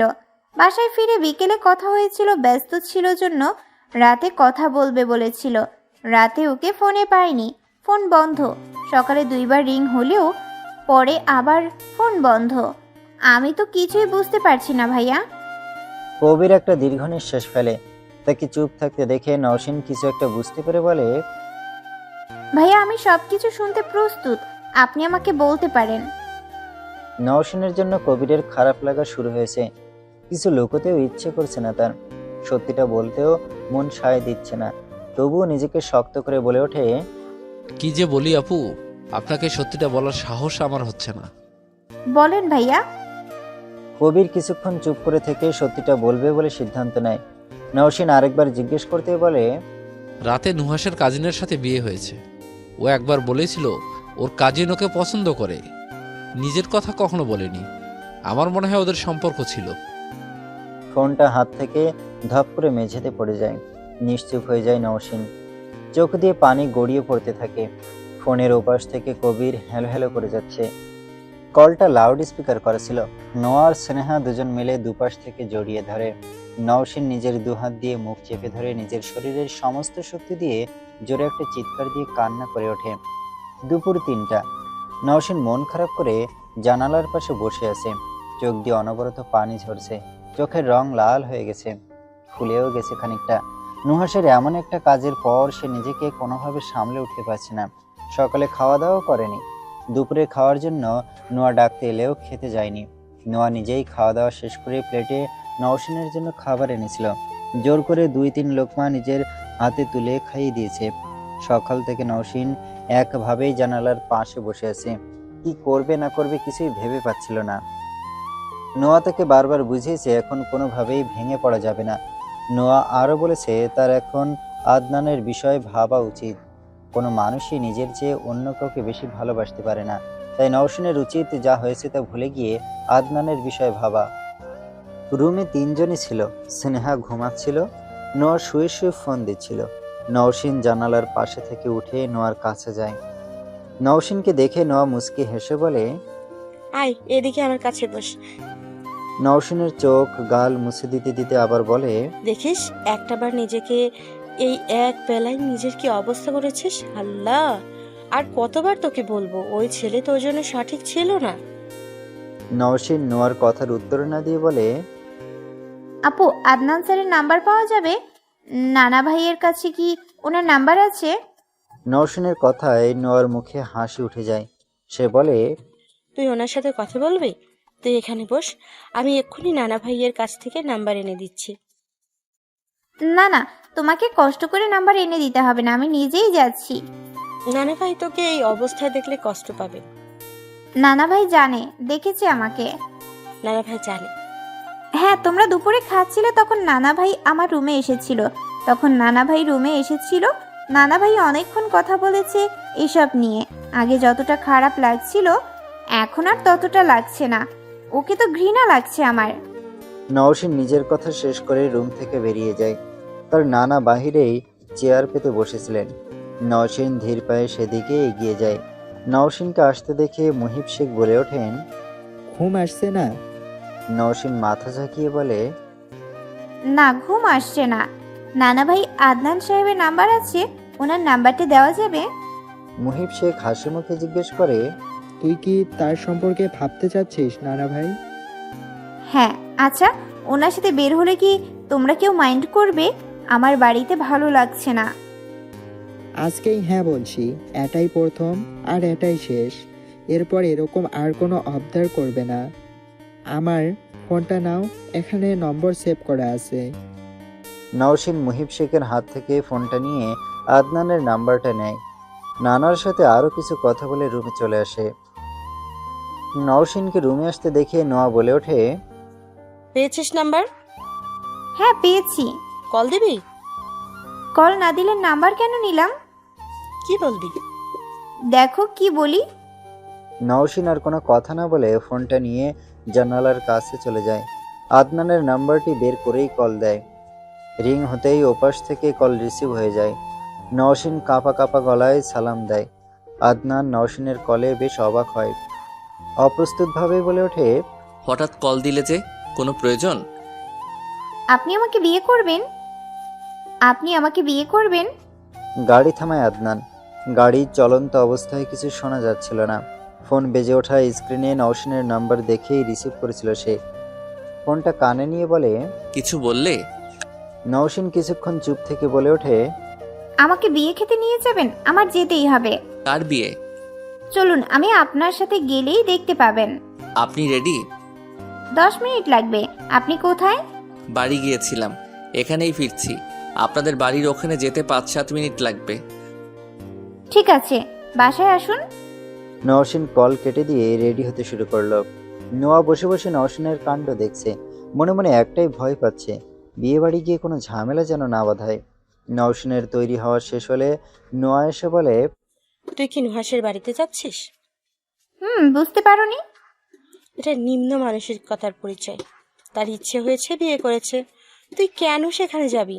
তাও আবার আদনান সাহেবকে নিয়ে। উনি একজন গণ্যমান্য ব্যক্তি।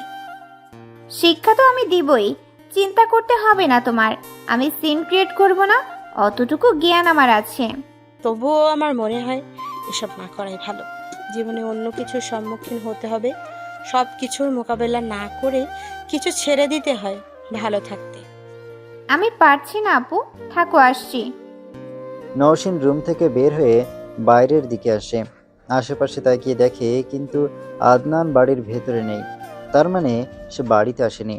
নওশিন সামনের দিকে এগোতে থাকে। বাড়ি থেকে বের হয়ে সামনে এসে দেখে তার নানা মুহিব শেখ ছোট বাগানটা পরিষ্কার করেছিলেন। নানাকে বলে বিদায় নিয়ে বের হয়ে আসে সে। বের হতে দেখে আদনান গাড়ি নিয়ে বাইরে অপেক্ষা করছে। বাড়িতে না প্রবেশ করার বিষয়টা নওশিনের কাছে একটু কেমন যেন লাগে। নওশিনকে এগিয়ে আসতে দেখে আদনান বেরিয়ে এসে গাড়ির দরজা খুলে দেয়। গাড়িতে উঠতে উঠতে নওশিন বলে, এখানে অপেক্ষা করছিলেন কেন? আমি তো বলেছিলাম ভেতরে যেতে। সমস্যা নেই, বাড়িতে না গেলেও বাড়ির সামনেই তো ছিলাম।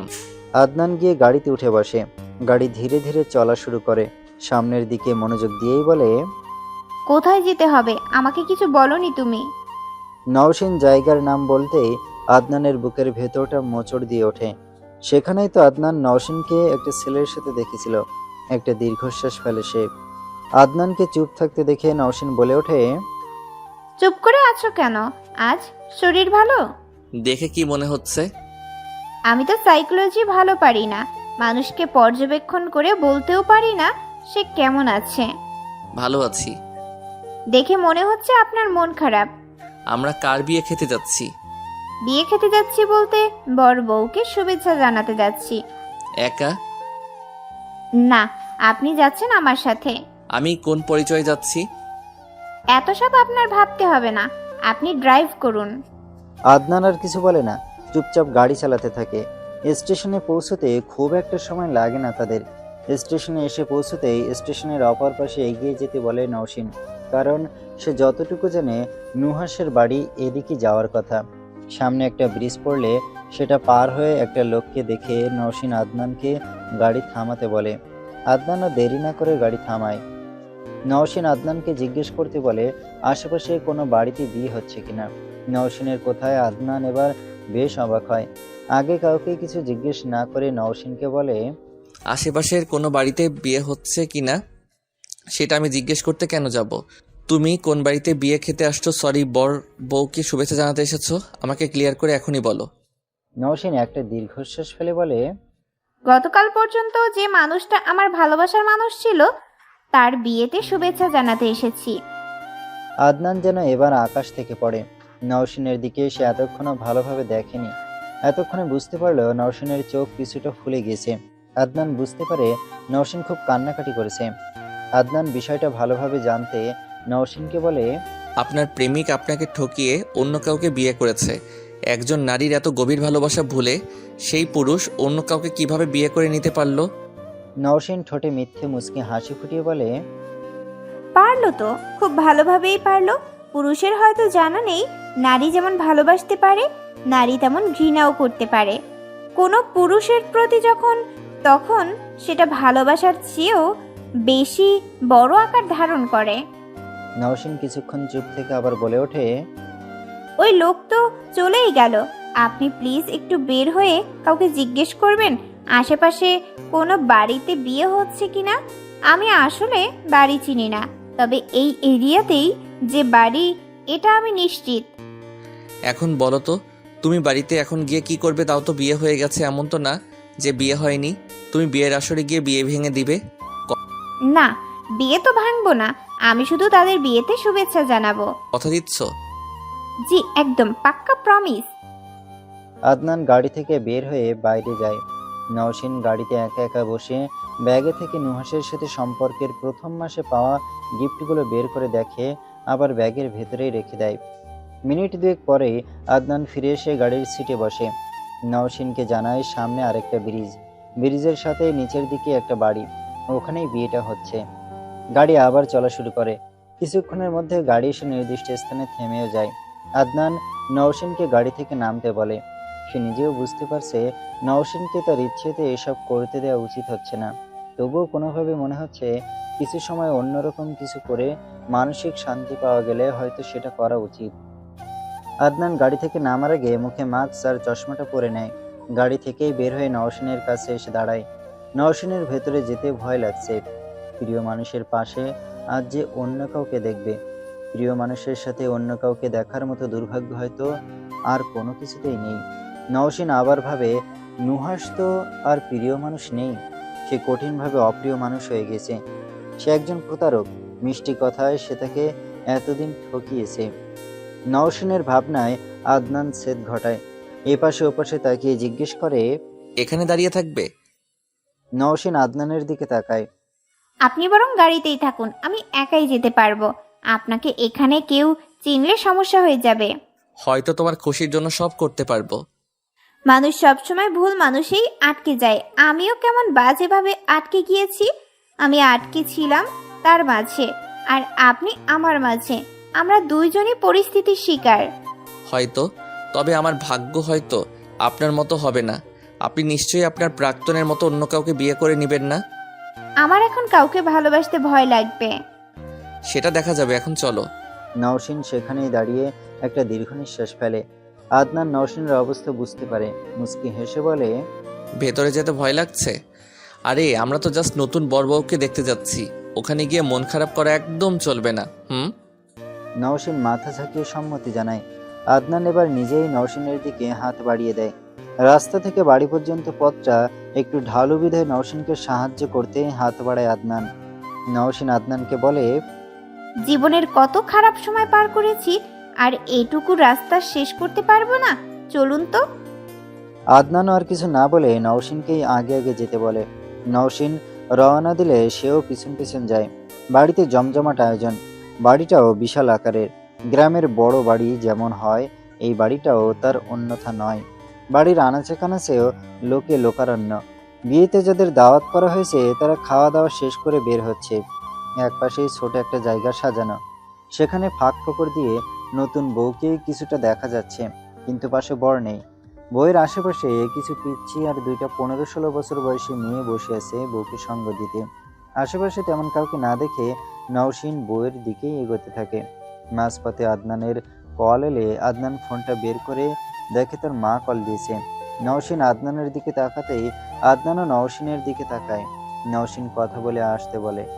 আদনান তাকে জানায় সে 2 মিনিটের মধ্যে আসছে। নওশিনও মুচকি হেসে সম্মতি দেয়।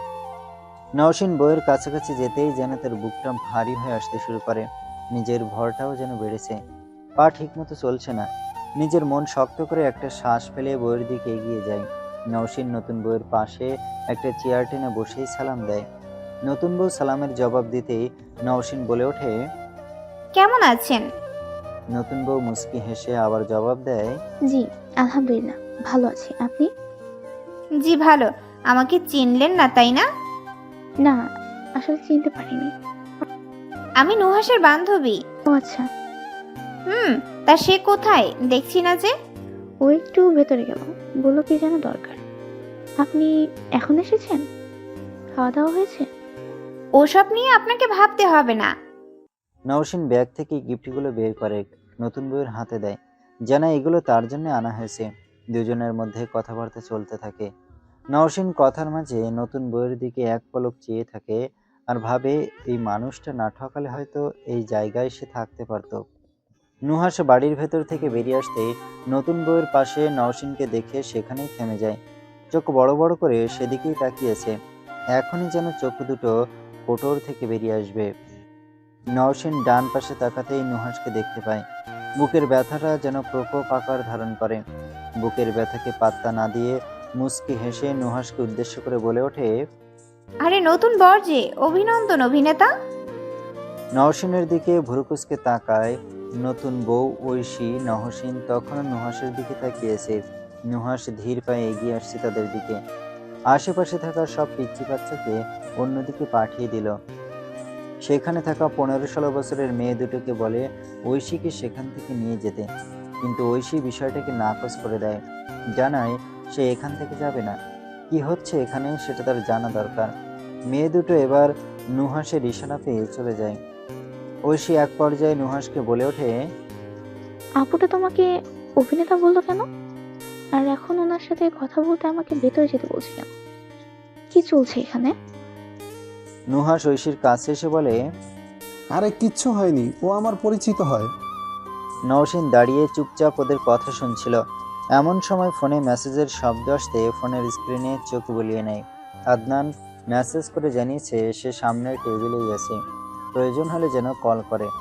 নওশিন সাথে সাথে রিপ্লাই করে তার ওখানেই মিনিট 2-এর মধ্যে আসতে বলে। ঐশী নওশিনকে জিজ্ঞেস করে, আপু আপনি কি বলুন তো? নওশিন মুচকি হেসে বলে, আপনার কি মনে হয়? নুহাস দুজনকে থামিয়ে বলে, আরে কি শুরু করলে তোমরা দুজন? নওশিন মাথা চুলকাতে চুলকাতে বলে, আমি কি কিছু বলেছি নুহাস? এই যে তুমি আমার সাথে 4-5 মাস সম্পর্কে ছিলে, গতকালও দেখা করেছিলে, আমাকে বিয়ের স্বপ্ন দেখিয়েছিলে, এসব কি কিছু আমি বলেছি কাউকে? নো নেভার, আমি কাউকে কিচ্ছু বলিনি নুহাস। ঐশী নওশিনের কথা শুনে চোখ বড় করে নুহাসের দিকে তাকিয়েছে। ওদিক থেকে নুহাসও রাগী চোখে নওশিনের দিকে তাকিয়েছে। নওশিন দুজনের অবস্থা দেখে মিটিমিটি হাসছে।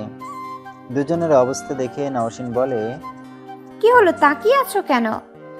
হেসে আবার ঐশীকে বলে, আর এই যে ভাবি, ছেলেরা কিন্তু বিয়ের আগে কিংবা বিয়ের পরে ভালো ছেলে থাকে না, ভালো বানিয়ে নিতে হয়। আমার কথা বুঝতে পেরেছেন তাই না? দেখে বুদ্ধিমতী মেয়ে মনে হচ্ছে, আমার কথা হয়তো বুঝতে পেরেছেন। আদনান এসে তিনজনের পাশে দাঁড়ায়। সে তখনও মাস্ক সানগ্লাস পরে আছে। নওশিন নুহাস এবং ঐশীকে উদ্দেশ্য করে আদনানকে দেখিয়ে বলে, পরিচয় করিয়ে দেই, উনি আমার হবু বর, উনি পেশায় একজন ইউনো। নুহাসের দিকে তাকিয়ে তাচ্ছিল্যের হাসি হেসে বলে, খুব একটা ঠকাতে পারলে না, তোমার চেয়ে শতগুণে একজন ভালো মানুষ পেতে চলেছি আমি। আল্লাহর কাছে হাজার হাজার শুক্রিয়া, উনি তোমার মতো ছেলেকে আমার কপালে লিখে রাখেননি। তারা সবাই বিয়ে বাড়ির মানুষদের থেকে একটু দূরে থাকায় কেউ বুঝে উঠতে পারেনি এখানে কি হচ্ছে। নুহাসের অবস্থা দেখে নওশিনের যেন এবার শান্তি শান্তি লাগছে। সে নিজেই মনে মনে বলতে থাকে, নুহাস, মেয়েদের তুমি এখনো চিনে উঠতে পারোনি। মেয়েরা যেমন ভালোবাসতে পারে সেরকম ঘৃণাও করতে পারে। মেয়েদের ঘৃণা এতটা তীব্র হয় যে তোমার মতো পুরুষরা সেই ঘৃণায় ভস্ম হয়ে যাবে। আমাকে না ভালোবাসলে আমাকে বলেই দিতে পারতে, আমি চলে যেতাম। একটা বারের জন্য তোমার দিকে ফিরে তাকাতাম না। এই যে আমি আজ তোমার পাশে অন্য একটা মেয়েকে দেখছি, আমার একটুও খারাপ লাগছে না, কষ্ট হচ্ছে না। ওই যে কথায় বলে না, মন থেকে একবার উঠে গেলে কারো পাশে শুয়ে থাকলে যাবে আসবে না, সেরকম হয়েছে আমার। আমি এখন খুশি তোমার মতো ছেলেকে আর আমাকে ভালোবাসতে হবে না। তুমিও এখন একটু বোঝো মনের বিরুদ্ধে কিছু ঘটলে ঠিক কেমন লাগে। নওশিন একটা দীর্ঘ নিঃশ্বাস ফেলে আদনানকে বলে, চলুন, আমার এখানকার কাজ শেষ। চলো। নওশিন আর আদনান চলে যেতে থাকে। নওশিনের হঠাৎ কিছু মনে পড়তেই পিছনে ঘুরে তাকায়। ঐশী এক পলকে নুহাসের দিকে তাকিয়েছে। নুহাস বারবার তাকে বোঝানোর চেষ্টা করেই যাচ্ছে। নওশিন এগিয়ে গিয়ে ঐশীকে উদ্দেশ্য করে বলে, শুনুন আপু, আমি খুব একটা ভালো মানুষ নই। আমি খুব স্বার্থপর। কেউ আমাকে কান্না করাবে আর আমি তার চোখে পানি আনবো না, এতটা ভালো মানুষ আমি নই। আপনি আপনার বরকে সাবধানে রাখিয়েন। পেলে বয় পড়েছে আপনার ভাগ্যে, নজরে রাখবেন। আর আবার অন্য কোথাও মুখ দেওয়ার অভ্যাস আছে। নওশিন আদনানকে নিয়ে সেখান থেকে বেরিয়ে আসে। একটাবারের জন্য পিছনে ফিরে তাকায়নি। সে বুঝতে পারছে আজ সে ভীষণ সেলফিশ হয়ে গেছে, তবুও নিজেকে সান্ত্বনা দিচ্ছে এটা ভেবে যে মাঝে মধ্যে নিজের মনকে ভালো রাখতে এরকম অন্যজনের মুখোশ খুলে দিতে হয়। আদনান আর নওশিন গাড়িতে এসে বসে। আদনান খেয়াল করে নওশিনকে নিশ্চিন্তে লাগছে। আদনান নওশিনকে জিজ্ঞেস করে, এখন কি ভালো লাগছে? আমার নিজেকে দর্শক মনে হচ্ছিল। আমি বুঝতে পারছিলাম তুমি এমন একটা দিনে ওসব বলে অন্যায় করছো, তবে কেন জানি না আটকাতে ইচ্ছে করলো না। আমার এখন শান্তি লাগছে। ওরা রিলেশন করে বিয়ে করেছে, সংসার ভাঙবে না, কিন্তু মেয়েটা ওকে হাতের পুতুল করে রাখবে। উঠতে বললে উঠতে হবে, আর বসতে বললে বসতে হবে। কথাগুলো বলেই সিটে হেলান দিয়ে চোখ বন্ধ করে ফেলে নওশিন। আদনান গাড়ি চালানো শুরু করে। নওশিন সারাটা রাস্তা চোখ বন্ধ করে বসেছিল। আদনান গাড়ি চালানোর ফাঁকে ফাঁকে নওশিনকে দেখতে থাকে। এক পর্যায়ে আদনান বলে, বাড়ি পৌঁছে দেব নাকি কোথাও যাবে ঘুরতে? নওশিন চোখ বন্ধ করে বলে, বাড়ি ছাড়া অন্য যে কোনো জায়গায় নিয়ে যান, আমি একটু শান্তিতে শ্বাস ফেলতে চাই। আদনান হাসি মুখে গাড়ি চালাতে থাকে। সামনের দিকে মনোযোগ দিয়ে বলে, আমাকে আর কতদিন অপেক্ষা করতে হবে? কিসের জন্য? আমার পাশে বসা মেয়েটার জন্য। অনন্তকাল। কেন? এত সহজে আর কাউকে মন দিতে পারছি না আমি। আমাকে আবার কেউ ছেড়ে গেলে আমি আর নিজেকে সামলে নিতে পারবো না। ছেড়ে না যাওয়ার কাজ করি। কি? বিয়ে। নওশিন আদনানের দিকে অসহায় দৃষ্টিতে তাকায়, বলে, আমার সময় লাগবে। আমি এত তাড়াতাড়ি কোনো কিছুতে সিদ্ধান্ত নিতে পারবো না। কত সময় লাগবে? আমি কলেজ লাইফটা শেষ করতে চাই। তারপর আপনাকে আর হারাতে হবে না তো? ভালোবাসেন? যদি বলি হ্যাঁ, তাহলে বলবো ভালোবাসাটা জিয়েই রাখুন। প্রেমস্পন্দনের দায়িত্ব আমি নিলাম।